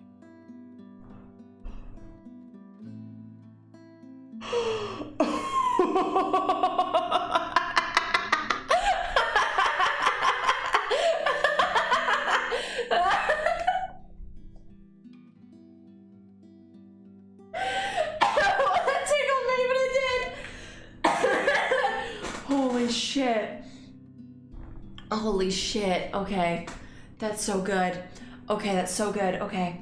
It's hard to be when it's someone like Okay, that was so funny. That was so funny to me, and I don't know why. I don't know why that was so funny to me, but it fucking was. He answers everything and nothing, but the hushed tone in his voice the hushed note his voice takes speaks volumes of things he'll never openly state, questions we never thought to ask until now. Different it would have all been without her. If she never moved next door, if she never dropped her passport that one autumn morning at the park, if Ashton hadn't found it, she'd never had the unfortunate luck of finding something horrid left in that sofa.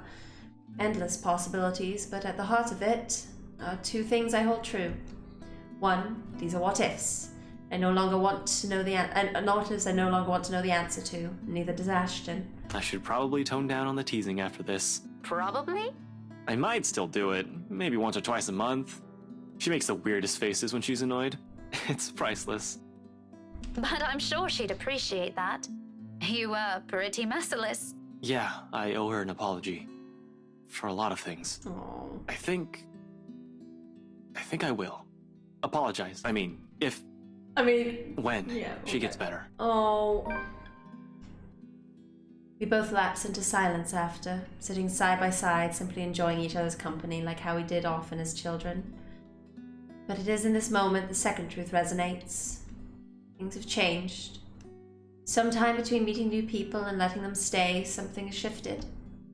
Though he may never regard me with the same longing he has for her, this man, this dense, clueless man, offered a constancy my own family couldn't afford to give.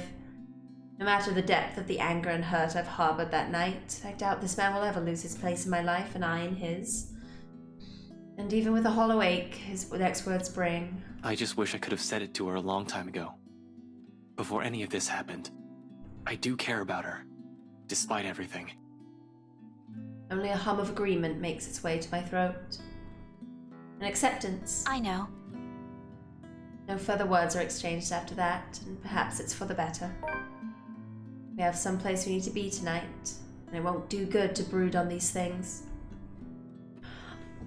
Okay, I'm glad we did this. I'm glad this is the option we did. This was a good option. Rebecca found Ashton sitting alone in another hallway, cup of coffee in his hand. She reminded him that their friend's a fighter. She would get through this. In a better mood, Ashton remarked that she was starting to sound like Isabella and also vowed to apologize to Isabella once she wakes up. Yeah, apparently this is the same night as the party. Yeah. Right after. Party time. Right after. It's party time. Right after. It's party time. Right after. It's party time. Okay. The quiet stretches on farther until Zachary shows up in search of us. By this time, the seconds and minutes have already blurred together in my mind. Must not have been that long, though from his expression, dark circles under his eyes, red rimming the edges, it's as if he spent another night on vigil. No. Ashton tenses. Confusion, apprehension, dread, all in under a minute, till it settles back to its usual impassive mask. If given the chance, he'd probably run back there to see for himself, but Zachary raises a stalling hand before he can think of it. The nervous line in his mouth gradually melts into a smile, or one resembling it. Lately, seeing a genuine one on any of us seems almost like a luxury. Nevertheless, Ashton lets it ease him. It's nothing else after all. She's stable now, but they've placed her back in a coma. Oh, okay. Fuck you with your F to pay respects, you motherfuckers. You almost fucking killed her. I believe in my heart you almost killed her. Oh my god. Oh my god. She'll be under observation for the rest of the day, so no visitors for now. Still not the best news we've heard in a while. I don't think it's what Ashton was hoping to hear either. Back to square one. Back to another waiting game with no clear end in sight. But it's better! Of course, none of us mentions it, even if the meaning's all too clear in our heads. There's still, however, relief in this. Something we can carry when the three of us leave the hospital for now. That alone will be enough. Remains still to be seen. Oh my god.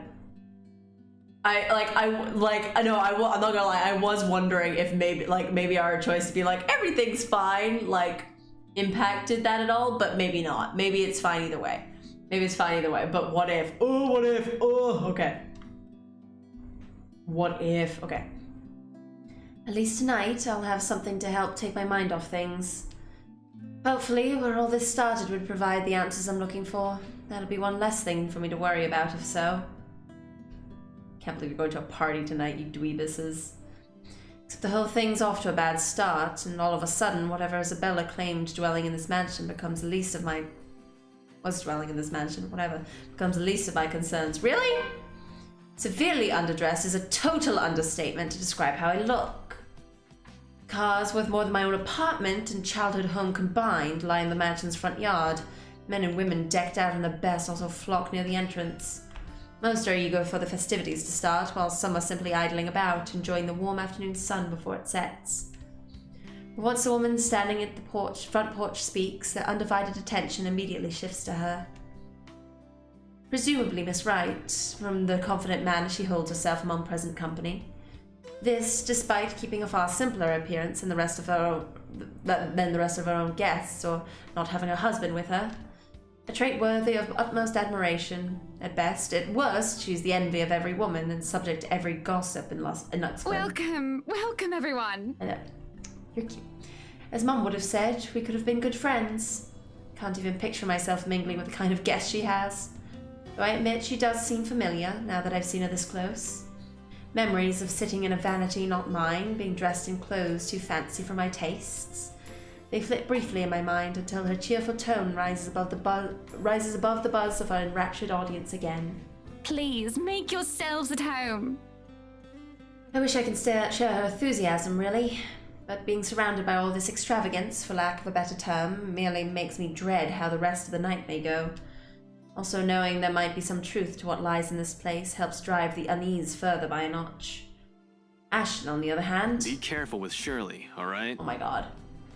For someone who abhors gatherings like this, he already seems right at home, standing with an air too lackadaisical as he watches the valet drive off with his bloody car. Can't you at least act with a bit more shame? Becca, if I find a single scratch on Shirley, there will be hell to pay. You're a dweeb. Those guys know what they're doing. They're handling cars worth more than your precious Shirley. Oh my god. My disdain is likely shown beyond the tone of my voice, quite possibly in the form of a grimace. He chuckles, a rare moment where mirth and amusement dance across his features. Try as I might pull up a stern glare, I can't help but join him instead. There's something in the lightness of it, how easy this kind of interaction falls into place when we don't let feelings get too involved, in spite of being stuck in a situation we're not fond of. Brings back memories. However, the moment doesn't hold. All of a sudden, Ashton grows quiet. Chief? An odd expression flashes momentarily across his face, though he blinks it away before I can figure out what it is exactly. Ashton, what's... Sorry, Becca. I just saw someone I need to catch up with. Longtime friend. Are you sure it's your longtime friend and not your fucking boss? Are you sure it's not your boss? Doesn't help that he isn't even making an effort to spare a glance my way when he answers. Instead, they're focused on some point in the crowd. Oh, if Hannah, Marianne, and Becca were a throuple. Aww. Aww. Aww. That would be very cute. That'd be very cute. I'm very into it. Okay. His gaze darting between people walking past us and... his gaze darting towards people between people walking past us until a small frown forms in his face. Oh, wait, Ash, what about... This won't be long. Be careful while I'm gone, okay? I meet the smile he hastily throws my way with a frown of my own. What does he mean by that? Before I can ask already, he has turned his back on me and is walking away, without a single explanation whatsoever. Some desperate effort I try to catch up with him, if only to know what warranted this sudden departure and his odd warning at the end. Hey, be careful! About what exact... Only for my attempts to be interrupted by a muffled ringing from my pocket. Mum's cheerful voice greets me as soon as I answer. Yes, I'm at the party already, Mom. Yes, I'll say hi to her if I can. Conversation itself doesn't last long. Just a simple hello, a reminder to enjoy the party, and to send their regards to the old student. But when the call ends and I get to look up, Ashton's already heading inside. With a sigh and admittedly a little disappointment, I tuck my mobile back into my pocket and follow after him. So much for date. No, you just said that it shifted. You just said that it has shifted and you don't think it's dainty anymore. Oh my god. Even with familiar company, this is somehow shaping up to be a terrible evening.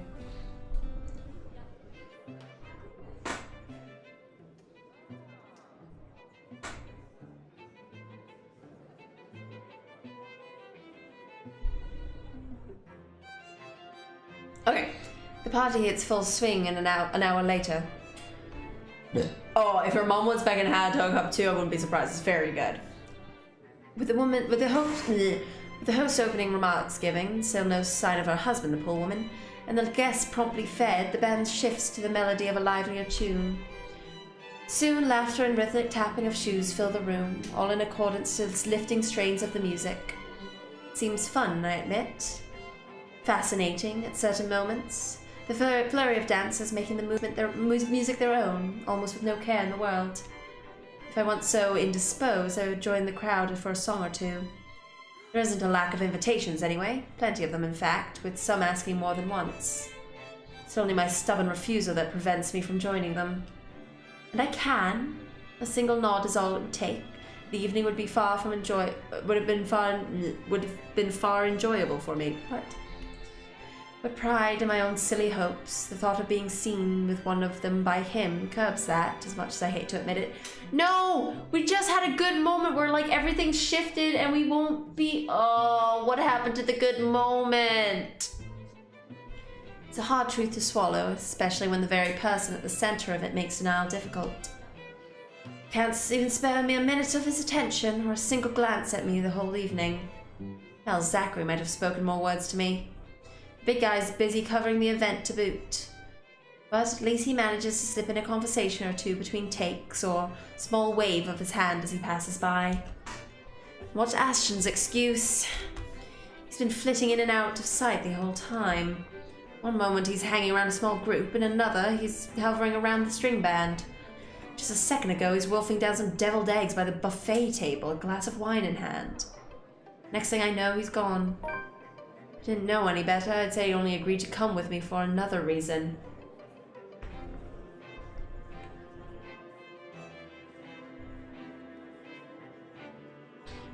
The fact that you didn't know that before is the most baffling thing in the world. The thing when he said, no, I'm not going. Wait, whose party is it? Sure, I'll go. What are you talking about, girl? I swear, the next person who asks, I'm dancing the night away with. Ashton can go fuck himself. You would catch his eye a lot better if you wore nicer clothes, don't you think? Her voice almost makes me jump, too focused on the gobshite wandering around the ballroom with my own annoyance to notice. This is the least believable shit. Oh my god. If she'd heard any of the profanities I'd mumbled, or she's taking notice of my discomfiture, yeah, it's a word apparently, she makes no comment on it, merely greeting me with a smile when I turn my attention to her. Miss Hannah Wright gives off a whole different air when she's not speaking to an audience. Homely and a bit too friendly for my liking. But I guess that comes with being raised in such an environment, having to deal with pompous, snooty people. Though I suppose nothing has really changed from years ago. I remember her carrying herself in the same manner during that one and only visit. Does she remember any of it? Won't be surprised if she doesn't. It's taken me a while myself. She's probably met a lot of people like little Becky through the years. Might have already forgotten about me or my parents. People like her thrive on connections, after all. Nevertheless, I return a smile, awkward and stiff as it may be. Didn't realize the housewarming was going to be this fancy. I would have gone with a nice dress if I knew. Oh, you're fine, dearie. It's only really the parvenu, those who climb, that come to these parties all dolled up. Quite the black-haired beauty, isn't he? I forgot about this combo when it's just fucking Hannah being like, I'm gonna cut me off a chunk of that. Smear that on a slice of toast. Boy. Takes me a while to realize who she's talking about. Till Ashton walks by again in closer proximity than any of the other times he's done so far this evening. Still without a look of acknowledgement our way, though, even if Miss Wright speaks loud enough to catch the attention of anyone within earshot. Who, Ash? You know, you really shouldn't have turned down those offers. If I wasn't married, I'd happily go dancing with those young men. But you said a name. Ash. That's the exquisite lad you've been looking at all this time. I'm gonna smear that ass on some toast, girl! Okay. I don't know him, and I'm the one hosting this party. That must mean you know each other. Is he your boyfriend then? Because that would explain those rejections. And then this whole this isn't the first time someone's made that assumption. Almost every student I've had in the past did. My co-workers, more often than not, assume he is. A few of my neighbours also think we're an item. Not that Ashton has ever reacted to those. He's been quite indifferent about it, in fact. But his reaction is clear to me now. Still, the heat of a blush creeps up my cheeks, a denial ready despite wanting it to happen so badly myself. What? No, that's ridiculous. He isn't my boyfriend. Such a violent reaction. A simple no would have sufficed. Many here would be happy to hear it. And I haven't been looking at him. I do my best to summon a straight face, but before her good cheer it easily falters. That's right. You've been staring. Quite heatedly, in fact. Although I'm not sure if you look like you want to kiss him or kill him. It's more the latter currently. Just don't go murdering him on my property. I don't want to walk into a room and suddenly find a body there. She's seen some shit. Okay. It's infectious in a way. No sooner I find myself enjoying our chat more than I imagined myself to. Her intention briefly wavers at one point. She remains a good companion, 'cause she sees a ghost. Okay. Even more, once I've mentioned who my parents are, her face quickly lights up, and fondness graces her face, despite the meeting from several years ago being a short one. But of course, there are some things we really can't avoid talking about. After all, it's one of the few things I remember her asking me the moment she spotted little Becky in the room. Do you have a boyfriend? In retrospect, it's an odd thing to talk about as children, when there are loads we could have started with. Yes, oh, I remember you! You were the cutest little thing with glasses! And when we met, you were having boy troubles with this lad called something with an A. I believe I still have this clothes she gave me. Chosen also I could impress him. Even back then, Ashton had always been denser than a rock, and that one attempt to get him to notice backfired spectacularly. Sure, he's keen, he's a detective for heaven's sake, but feelings, more often than not, escape him. Again, he probably knows, but just is not interested, bitch. He's not entirely clueless about it, I know. He'll be harboring affections for someone else if he is. Only those that aren't of his own escapes him. What? What was it again? Oh, I'll get you. Aaron, Alan, Adele. Yeah. Which makes this whole talk all the more embarrassing. The more names she lets off, the more my discomfort grows until my smile returns into a grimace. What will she think of me? Here she is, married to a man she most probably loves at that. What a weird insinuate. Like, such a like, that's very strange. She's like, I mean, she probably loves whoever she's married. Like,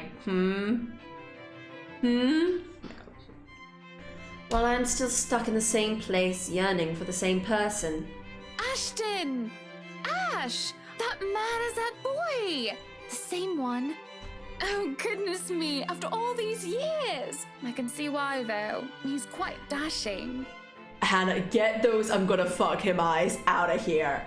I fuck it every time. Like, what? Like, it feels weird to, like, the thing that feels, like, weird to me is just them being like, oh, like, she probably really likes him if she married him, huh? Like, I mean, that's probably the case. Instead of yeah, that's the case.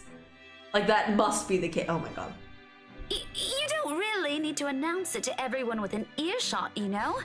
Keep it down. I'm so sorry, but it really is cute. She says that, but for a short moment, a hint of pity flickers in her eyes. I take that as a chance to change the subject before anything more can be said on the matter. Mwah. Good night, not good night, good dinner. Good dinner, my friend. Much love. I haven't even sorted these things out for myself. So, this is a nice party, Miss Wright. Though to be frank, I doubt that she'd be so willing to pass this up. The topic has already captured her attention. Please, Anna's fine. We're friends of a sort, aren't we? We must be friends, seeing as I know about your little infatuation, Becky. Don't you worry, dearie. You'll have your happy ending yet. I'm not too concerned about that, am I? That's not what I'm looking for. Oh? And what makes you think that? Doesn't everybody want their happy ending? Wait. Okay, we know nothing can happen to her today, because... Wait.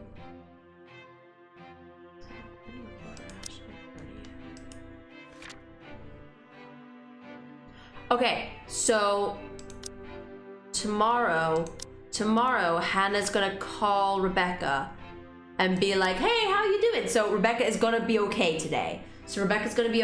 No matter what. The idea of happy endings sounds like they're just for fairy tales. And they are, sorta.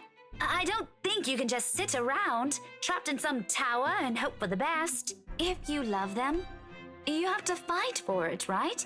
You're not just going to sit there and hope that everything will just fix itself on its own. Like everything, you have to work at it.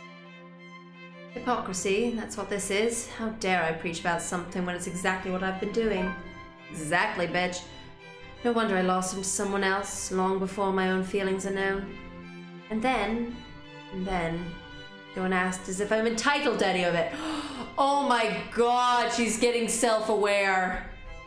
That by virtue of us growing up together, he must return whatever I feel for him. That he's not allowed to look at another because I'm the one who's stayed by his side the longest. Oh my god! She's becoming self-aware.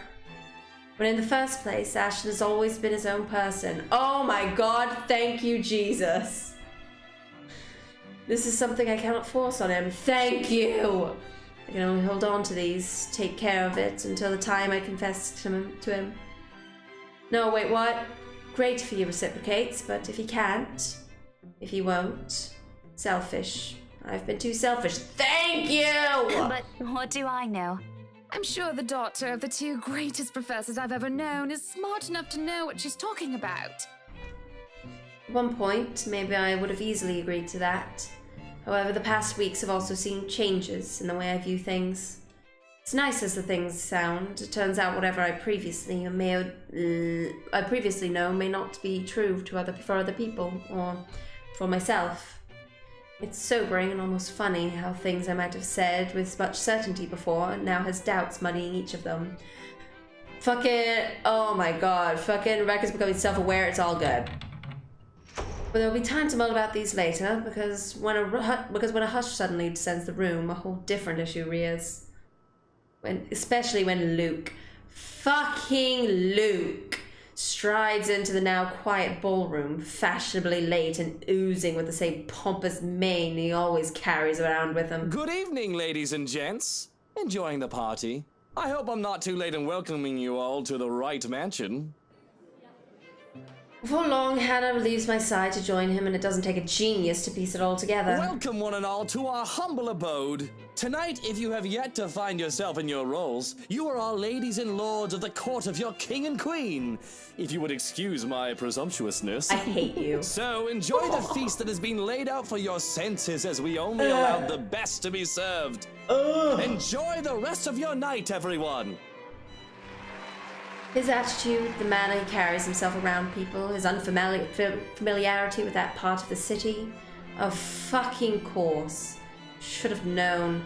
Though I'm partly at fault here, tabloids and gossip columns have never been really my thing. Should have also expected whatever Luke fucking Wright is, some sort of drama will sure follow. He seems the kind of person who revels in it. Figures it will find him on its own, even when he's not asking for it. This good. It happens in the midst of a round of applauses and hoots. The people lagging behind the crowd they've gathered to not catch on until the cheers turn to several scandalized gasps. I am pregnant with your little bastard. You promised me you'll take responsibility. God damn it, Luke. I finally got you to talk to me after months of silence, and you do this to me. What do you mean you're pregnant with Luke? Is this true? Lies and slander, woman! Security!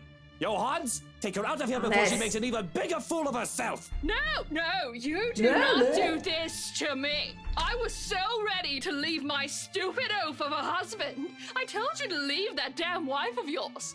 Look at her. Does she look like she wants a baby? Does she look like she could take care of a baby?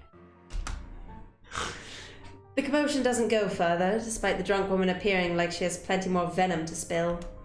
In a little while, security shows up, escorting her out. Apparently, she's a chief inspector's wife, too. Johans is the plural of Johann. Johannes is a name. Like, they both are wanks. He's just like, every time he says it, he's like, oh, my name is Johannes. And they're like, yeah, Johans, have a nice day, bitch. As if this whole thing can't get any more fucked up than it already is. What a mess. But the damage has been done. Beyond the repercussions this will bring, I'm more worried about Hannah, whatever.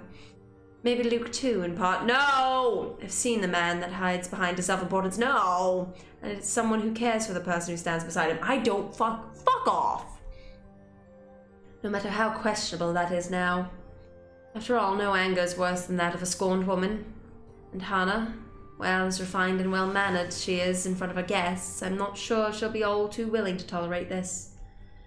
A party, her home, her husband, and that woman has just dared to walk over it. Yet when I glance at her, there's only defeat, a weary slump in her shoulders, and a certain depth to her breathing. I don't like the music right now. Like the fight has already been drained out of her long ago. I don't know since when this has been going on. I don't know either of them well enough to judge for myself. I'm simply an outsider who happens to have some kind of connection with both of them. But the air of a person who wishes for a respite, it's all too easy to see in her, as she quietly watches the commotion carry on around her. In a moment, before I can think it through, I'm pulling her to the side and waving Zachary over to us. Becca! This is a real oh, hey, Miss Wright. I still don't know what's happened there. Unless he's talking about that drama, then something's happened with Ash. Hello, Zachary. I told you to call me Hannah. Did I not? Yeah, you did. Admittedly, this air of familiarity between them catches me off guard. I won't put it past Hannah. Her standing in society compels her to keep appearances, but the be nice to everyone sort of thing. While Zachary's growing client base sometimes calls for rubbing elbows with the rich and famous. Although from the way it appears, this one seems to go beyond maintaining a facade for work, whatever. I wonder how this friendship came to be. I'd ask, but was starting to attract some curious eyes. Most of them are probably searching for more gossip, something to add fuel to the fire. Thankfully, there's no need to explain it to Zachary. He's aware of the situation all too well. So, this is what you called me for? We gonna get Hannah out of here? That'd be great. Soon he's leading the three of us out to the ballroom. Anyone who dare speak or approach on our way out, I shut down with a sharp glare. In a few steps we're out, away from the commotion and the suffocating tension. I don't stay long with them, though. Even if I want to, Ashton's still somewhere in that crowd. I've got to go back for him, at least. No matter how much the idea of that alone sends an unpleasant twinge to my stomach. Hey, I gotta go back in there. Completely forgot my bag like an airhead, and I'll see if I can tag Ash on the way out. You'll be fine here, right, Hannah? Not to worry, dearie. I'll just be right here. Zach will be with you if you need anything. Besides, it seems like Zachary can handle this without another person helping out. In fact, for some reason, I got the strange impression I might be intruding on something if I elect to remain. Better to entrust this with someone she's comfortable with. And though it might be a little inappropriate considering what transpired, a smile wound its way to my lips as I leave. Good on them, I suppose. Chatter has exploded throughout the whole ballroom once I return. Worried murmurs, clicking of tongues, and inappropriate gossip flitters through the thick tension in the room. Most of them haven't even left the premises, and they're already talking about it. I can only think that right now, Marianne is trapped in a fucking basement. She's trapped in the fucking basement right now. Holy shit. Tomorrow will be on the news for sure. Every local broadsheet and tabloid in Luxburn. No wonder Luke's knee-deep in damage control. The scandalous woman gone, he's turned his attention to the media covering the event. Though so far isn't faring well in the cleanup department. Now, people, we all know the drill. I'm sure you're all itching to get a start on those articles. Good thing Zachary isn't here. Oh my god, I cannot believe Marianne's in a basement right now. I can't imagine a man of his temperament dealing with someone like him. But if I read one word, see one picture about this come morning, even a single shot of the bloody wine glass the harlot held, you will all lose more than your jobs. Oh my god. Luke's diatribe goes on for another few minutes, after which he excuses himself out of the area. There's a brief lull, a reluctant pause, before the place becomes astir again, but shortly the buzz returns. Dancers have once again...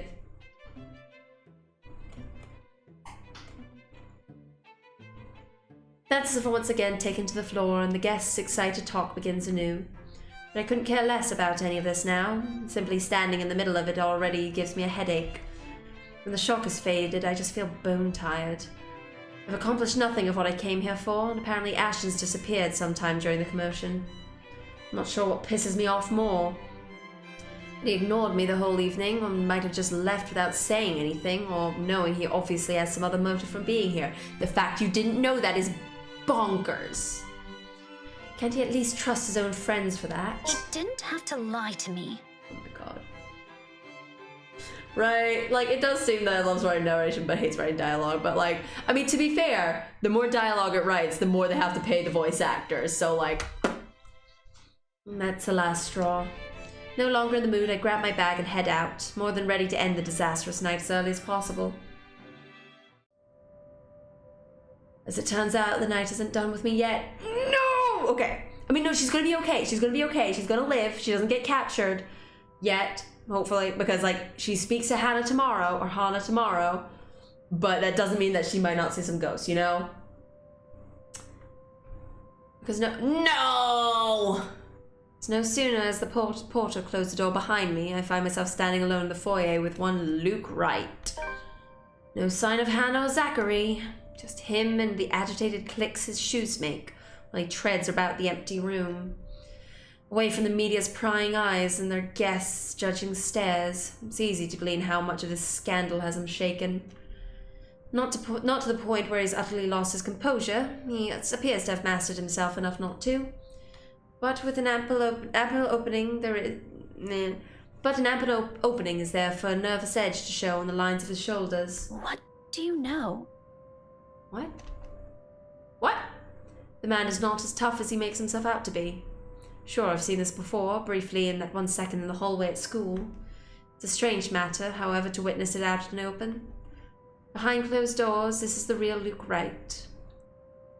No. The real you is the sum of your fucking actions. Like, you don't get to be a nice person away from other people. If you're an asshole to service staff, if you're on a date with and fortunately, I've never had this happen to me before, but like, it's one of those, like, if you're on a great date with like a person that you really like, and you're just like, wow, actually the sparks are flying, this is great, and then you go out to a restaurant to eat, and they are a rude asshole to the service staff, I don't care how nice the date has been. I don't care how great they've been. I don't care how much I might think this person is the one. I will stand up and leave, because no.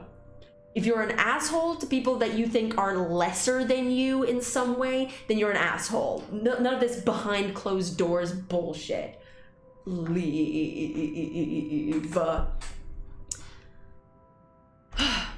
If he's aware, I doubt he'd be acting like this. His pride is one thing he'll always wear with him. Even now, when I place a gentle hand on his shoulders and he whirls around to face me, there's a second-long moment of anger flashing across his features before it dissolves into confusion.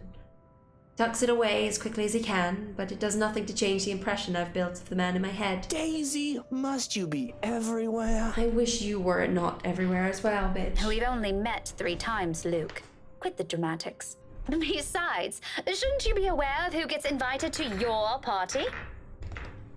You're the creakiest chair in the world. If I was, there wouldn't be any of that scene tonight. That Munter wouldn't even get an inch within this property. I'd ban her off Luxport if I could.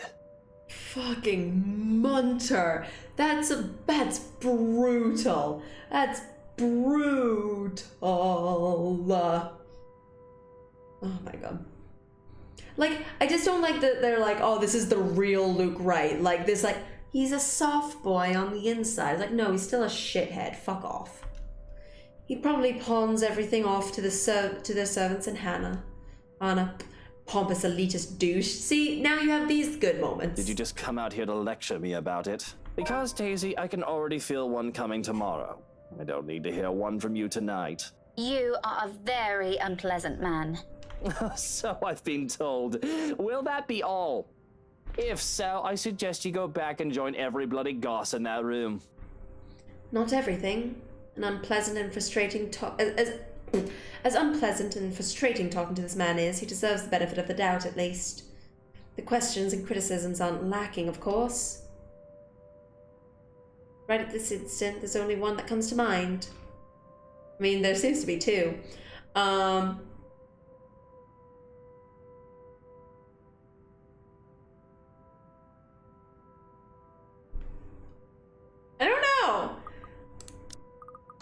I don't know, like, I mean, he probably should be talking to his wife. He probably should talk to his wife about, he should talk to his wife about this. He should be like, hey, Hannah, I should probably talk to you about what just happened. Yeah. You know, brooding over here isn't going to fix this mess.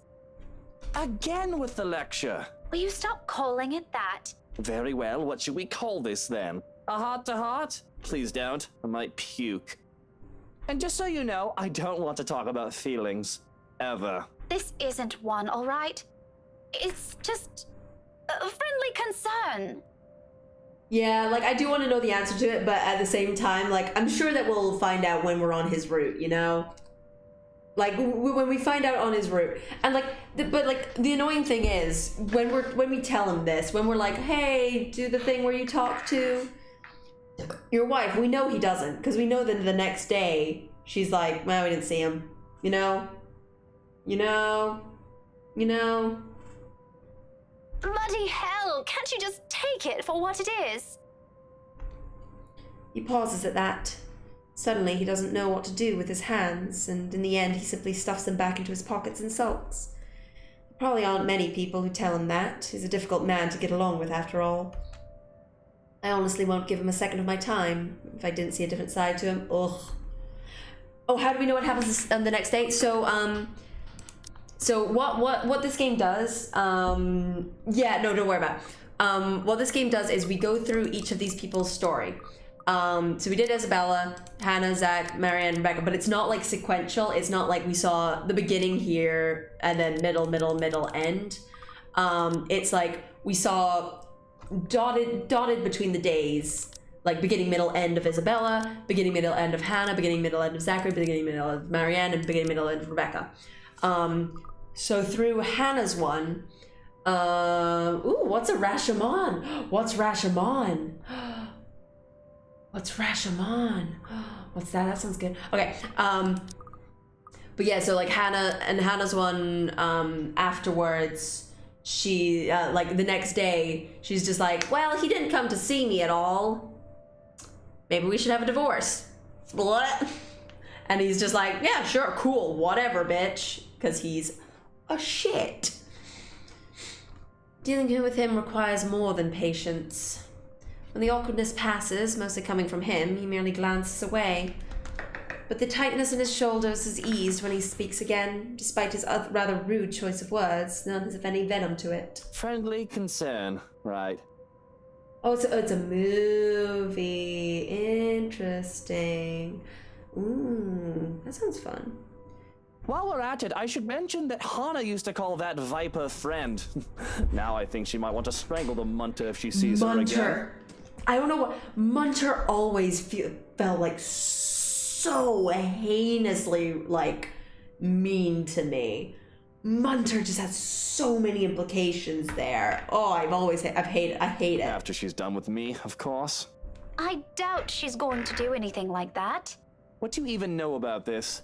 Oh, I know enough. You may look like a sleazy douche, and you still are, by the way.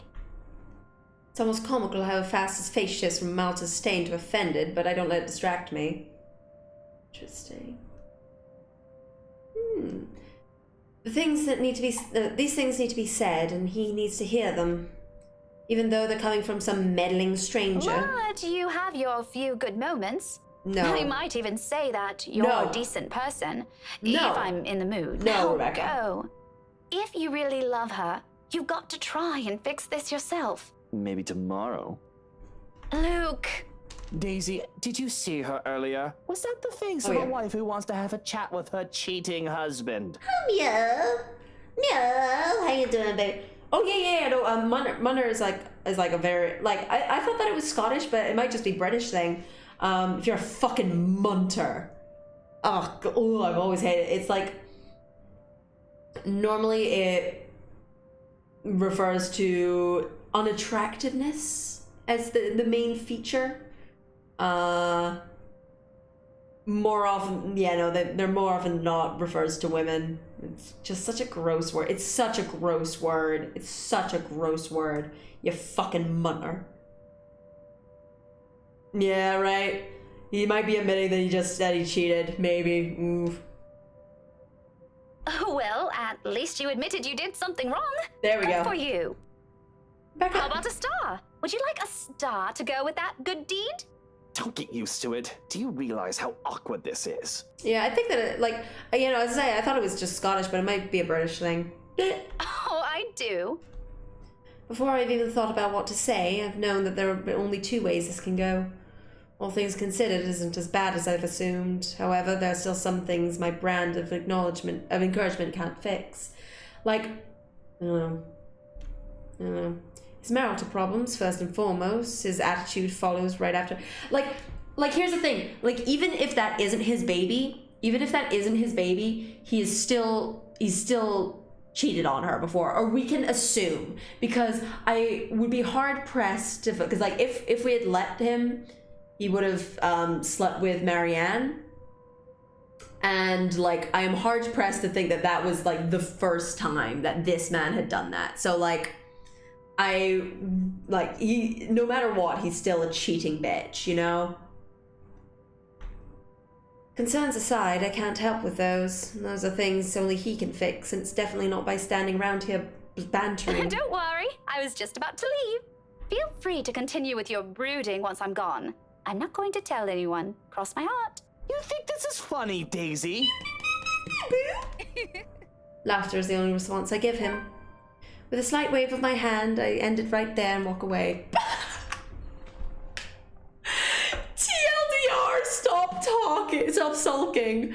Oh my god. Give Luke unsolicited advice. That's a very good achievement. Thank you. Though I can't resist the urge to glance back before I leave, if only to have one last look at the man he really is. The man he really is the man he is around people. Shut up. But the instant I turn my gaze on him, I see it. No.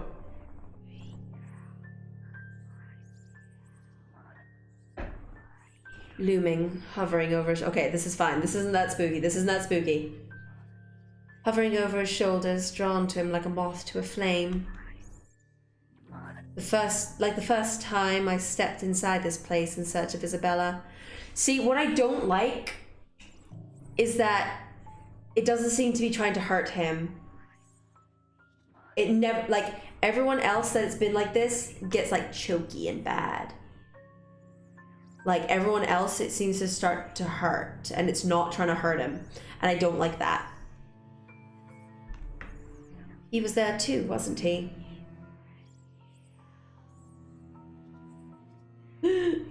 Oh god. That man along with his wife and another person, Miss McCullough. And that shadow. So we turn our gaze on him? What? Is the spooky ghost the gaze?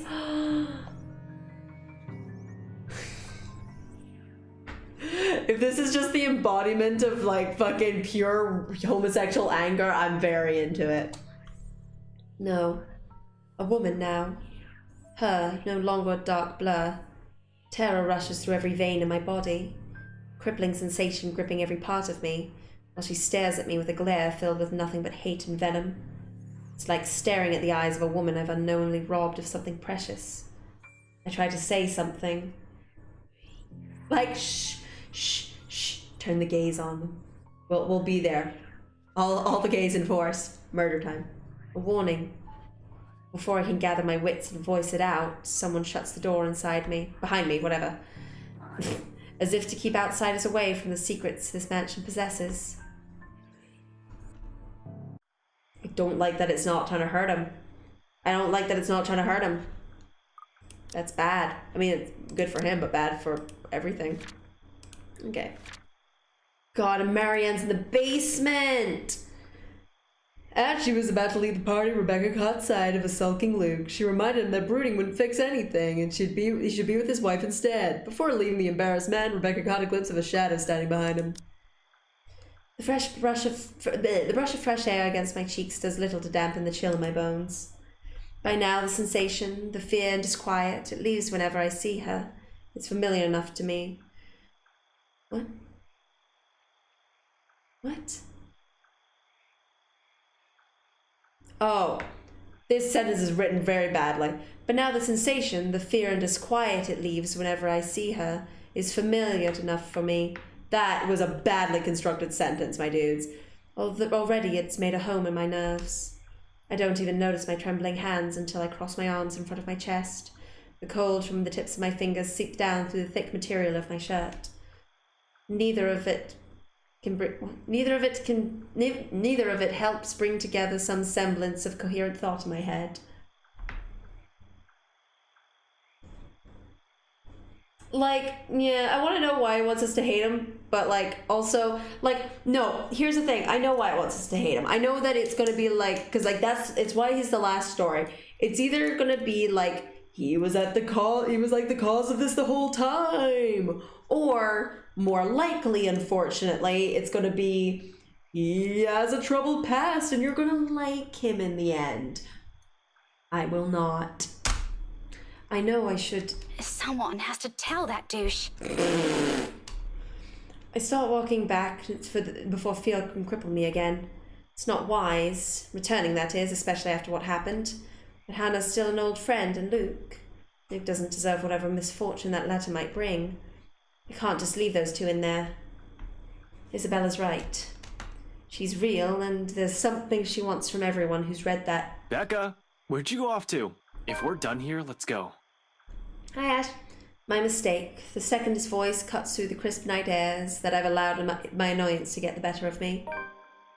Fuming, purpose forgotten, I whirl around and march towards him. One accusation after another piles on the tip of my tongue, ready to be hurled at any moment. There's no hesitation hold me back when I fling it at him. That straight face he keeps as I do so doesn't help temper my anger either. It only makes me want to slap more sense into him. Shouldn't I be the one asking you that? Becca, I've been waiting here the whole time since that mess in the hall. I told you I hate parties like... And before that, where have you been the entire evening? Like, no. Like, I know, like, even if they're like, oh, you understand the way, like, why he is the way he is. But again, it's like, it's my whole thing of it's only like these fucking, like, het white boys that get this benefit of the doubt. They only get, like, they're the ones that get this redemption story. And it's always like, but they've had a troubled past, so, you know, it makes sense why they're like this. Like, look, if they throw a douchebag fucking parent at us, fuck you. I've had a douchebag parent that's fucked me up my entire life, but I'm not a douchebag to other people. Like, if they throw, like, oh, Lee's got some, like, fucking PTSD and trauma. Hi, I'm your #1 PTSD baby over here. Guess what I don't do? Be an asshole to every fucking motherfucker on the street. I don't care. I don't care when they're like, It's the same. Look, I know this is going to an extreme, and I don't care. It's the same way that, like, when some fucking wee white boy goes and shoots up a fucking school, they're like, oh, but he was bullied, you know? It's like, if that was the reason he shot up that motherfucking school, then every goddamn, like, bullied, like, homosexual child, any bullied trans child, any bullied, like, child of color, they would be the ones doing the fucking school shootings. But it's not, huh? But it's fucking not. I don't have time for this narrative anymore. It's a shitty, stupid narrative that I'm done with. No, I don't understand why he is the way he is, and I don't care what they throw at me. Right then and there, I might have forgiven him, if he's shown some ounce of remorse for leaving me like that. Maybe he could have looked away and given a sign that my assumptions might be right. He doesn't even need to put them to words. A single gesture of confirmation is all I need. Rather, what I get is the same impassive look.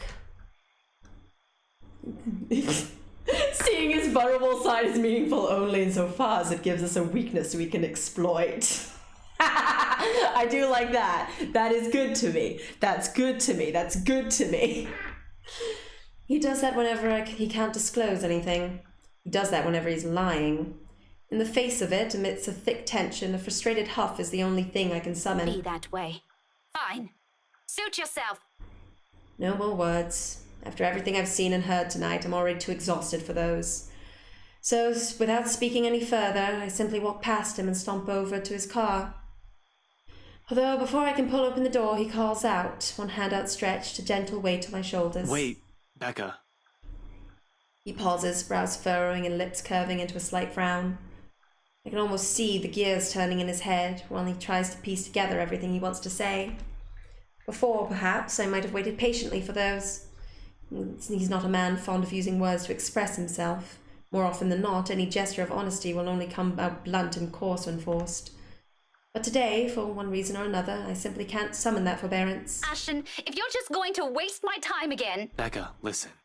I don't know how else... That much is obvious. Why don't you just take the whole bloody night? Go on. I can wait until next year. Better yet, why don't you just keep it all to yourself like you always do? It's not like... Rebecca, will you hear me out first? The silence I can offer him. But whether I'll believe what he's about to say is still up for debate. It's a very long debate. I honestly don't know how else to put this. I'm aware your parents have some kind of history with Hannah Wright, and somehow you're friends with her. But you should stay away from these people for now. Especially the husband. Who? Luke? Do you mean who? Yeah, what are you talking about? Oh my god. His expression deepens into a scowl at my mention of his name, but whatever opinion he has, he doesn't immediately voice. Still, something about it has greatly displeased him, evident by the stiff note and his tone assumes. Yeah, he's bad news.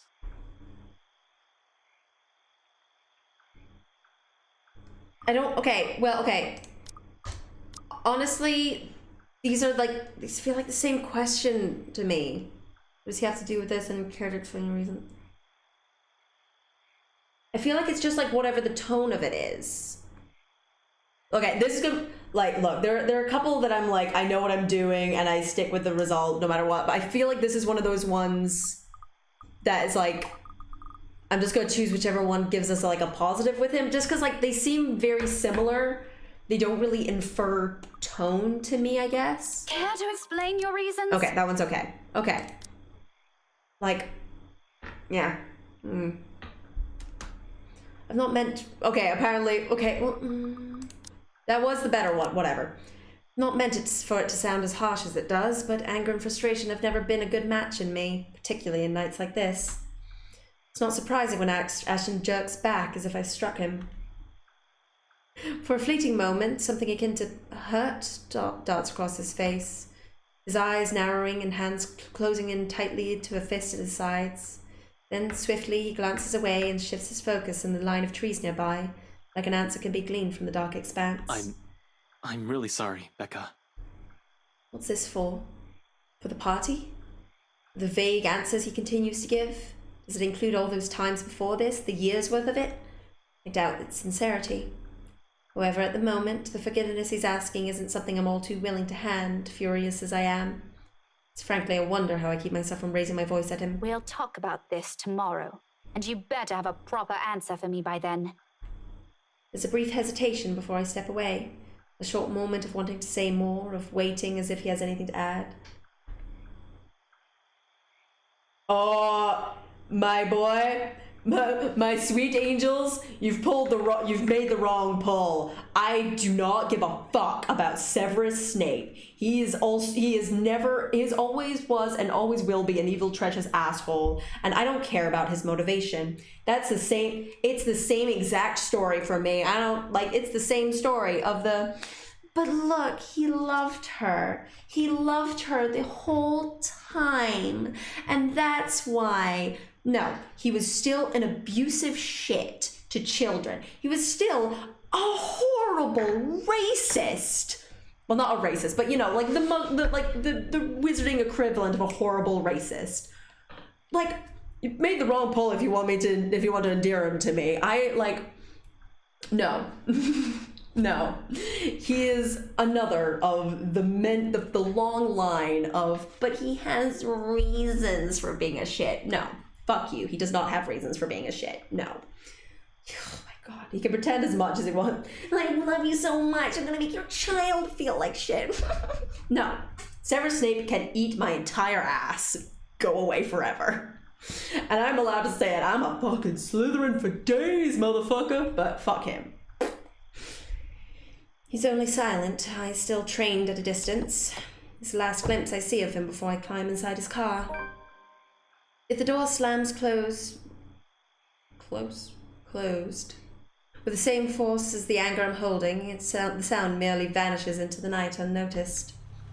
He follows soon after, and shortly we're on our way back to the city. I've never played any Metal Gear ones. Never played any Metal Gear Solids. Yet, even with the city's bright lights welcoming us, the dense, somber air from the mansion still lingers. Hello there, Malric. How you doing, Angel? The moon is almost at its highest by the time we reach Salem Well. Even now, after our respective heads have cooled off, the atmosphere within the car remains rife with unspoken tension. This isn't a problem so easily fixed with a few handshakes. Quite frankly, I don't know what will. Ashton himself has no idea what to do when he alights and dawdles awkwardly in the middle of the car park, unsure. It almost seems like he's having an internal debate, whether he should say goodbye or mutter another apology. I could have driven him away, purely out of spite, the second I'd gotten off. Still, old habits die hard. You think you might play a PS2 game? I don't think so.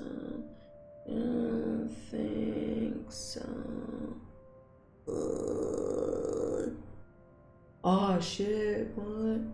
Oh no, I don't like that. I don't like these knowledge balls you're dropping. Oh no. Oh no! Okay. It's late and Ashton's flat is on the other side of the city. Oh, I have not read the thing. Blorp. Blorp. Blorp. Bleep. Blap.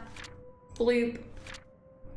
Rebecca found Ashton waiting for her upon exiting the mansion, irked because he was nowhere to be found during the entire party. She'd imagine know what was going on. When he wouldn't give her an answer, Rebecca warned that they'd still talk about it some other time.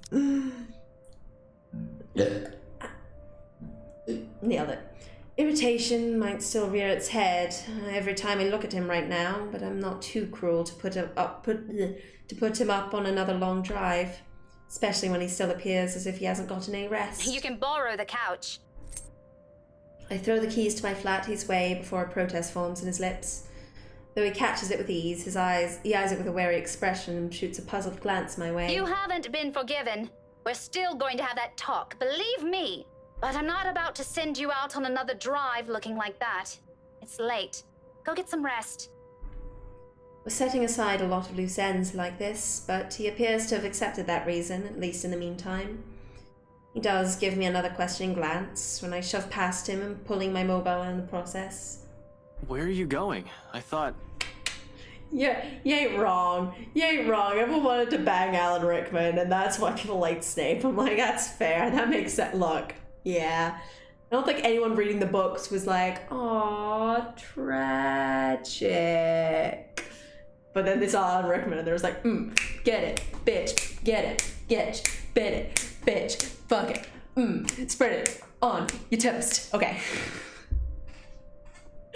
You go ahead upstairs. I need to contact Professor Andrew. Andrew? Why would you... Oh, no. Please. Oh, like, don't get me wrong. Like, Mama gonna cut off a slice of that. Mama gonna cut off a slice of that booty. But, like...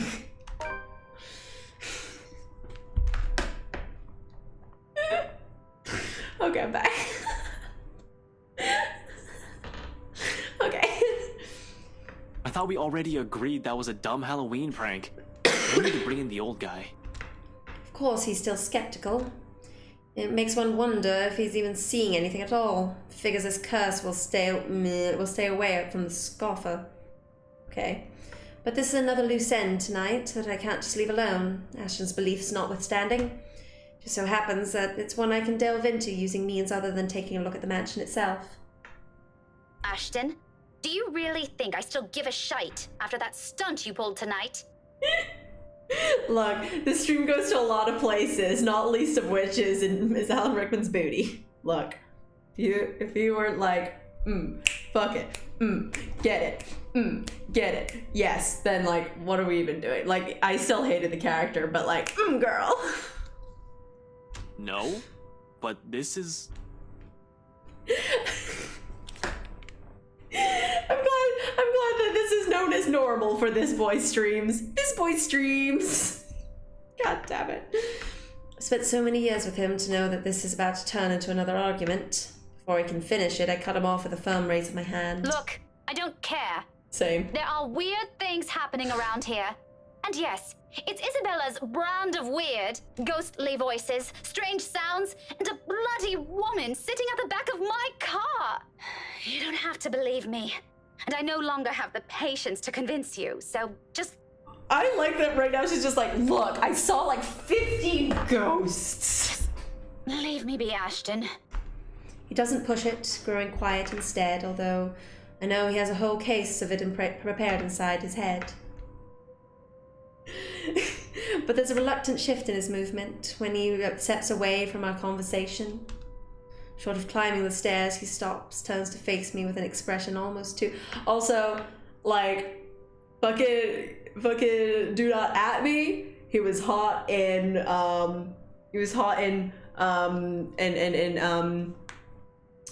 of my favorite films, Die Hard. He was hot in Die Hard. I don't even give a shit. He was also kind of hot in Love Actually, annoyingly enough, though he was a giant shit stain. But he was like fly. He dressed fly as hell. He was like fly as hell. Ooh, them turtlenecks fucking popping. Getting it. Popping. Getting it. Okay, I'm done. I'm not done. I'm clearly not done. Short of climbing the stairs, he stops, turns to face me with an expression almost too conflicted. Are you really sure? What? That there was something? That you've been, seeing things? Go, Ashton! Yes, I'm very, very certain. Now go, and you better not break anything in there. The last time I let you stay over, it was that statuette Belle gave me. You haven't even replaced that one. The last of my reprimand goes both unheard and unanswered as he disappears behind the stairs. If things aren't as strained, he might have a quip or two about that, followed by light banter. Instead, for a long moment, I'm left staring after him. Something in the way he asks that nags. Coupled with his expression, the whole exchange just feels unsettling. One that doesn't fade as I gather my thoughts and shift my focus on another, even as I dial Professor Andrews' number. And that's when it clicks. During the long wait for the professor, one stray thought emerges from the unease. Ashton hadn't intended his question to be a jibe. It's concern. For what, though? My well-being? Letter's curse? The woman I mentioned? The answers for those will have to wait, however. Finally, the call connects, and Professor Andrews' voice echoes from the receiver. I do very much enjoy that right now her, like... Because she's not mentioned the ghost to anyone. She's been very careful not mentioning the ghost to anyone. But now her mood is just fucking ghosts, you know? Like, oh, I'm so done with these motherfucking ghosts in this motherfucking house. Professor Andrew? Rebecca? It's late. What can I do for you? I know, I'm sorry, but this is a bit... This was the weird guy that was just like, he was the like, let me tell you about history. Let me tell you about spirits. Spirits. Some people deserve to be dead. Spirits. Bye.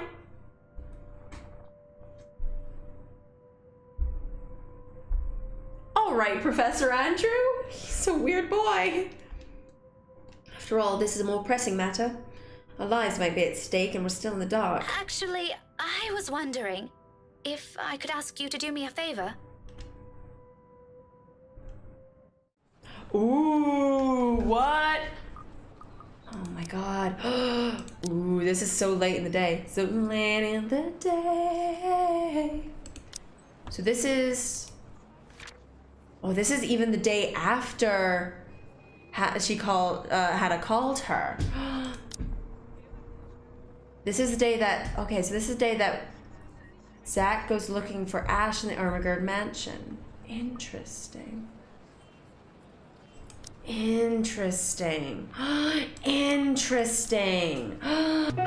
March winds and April showers make way for sweet May flowers, and then comes June and you. March winds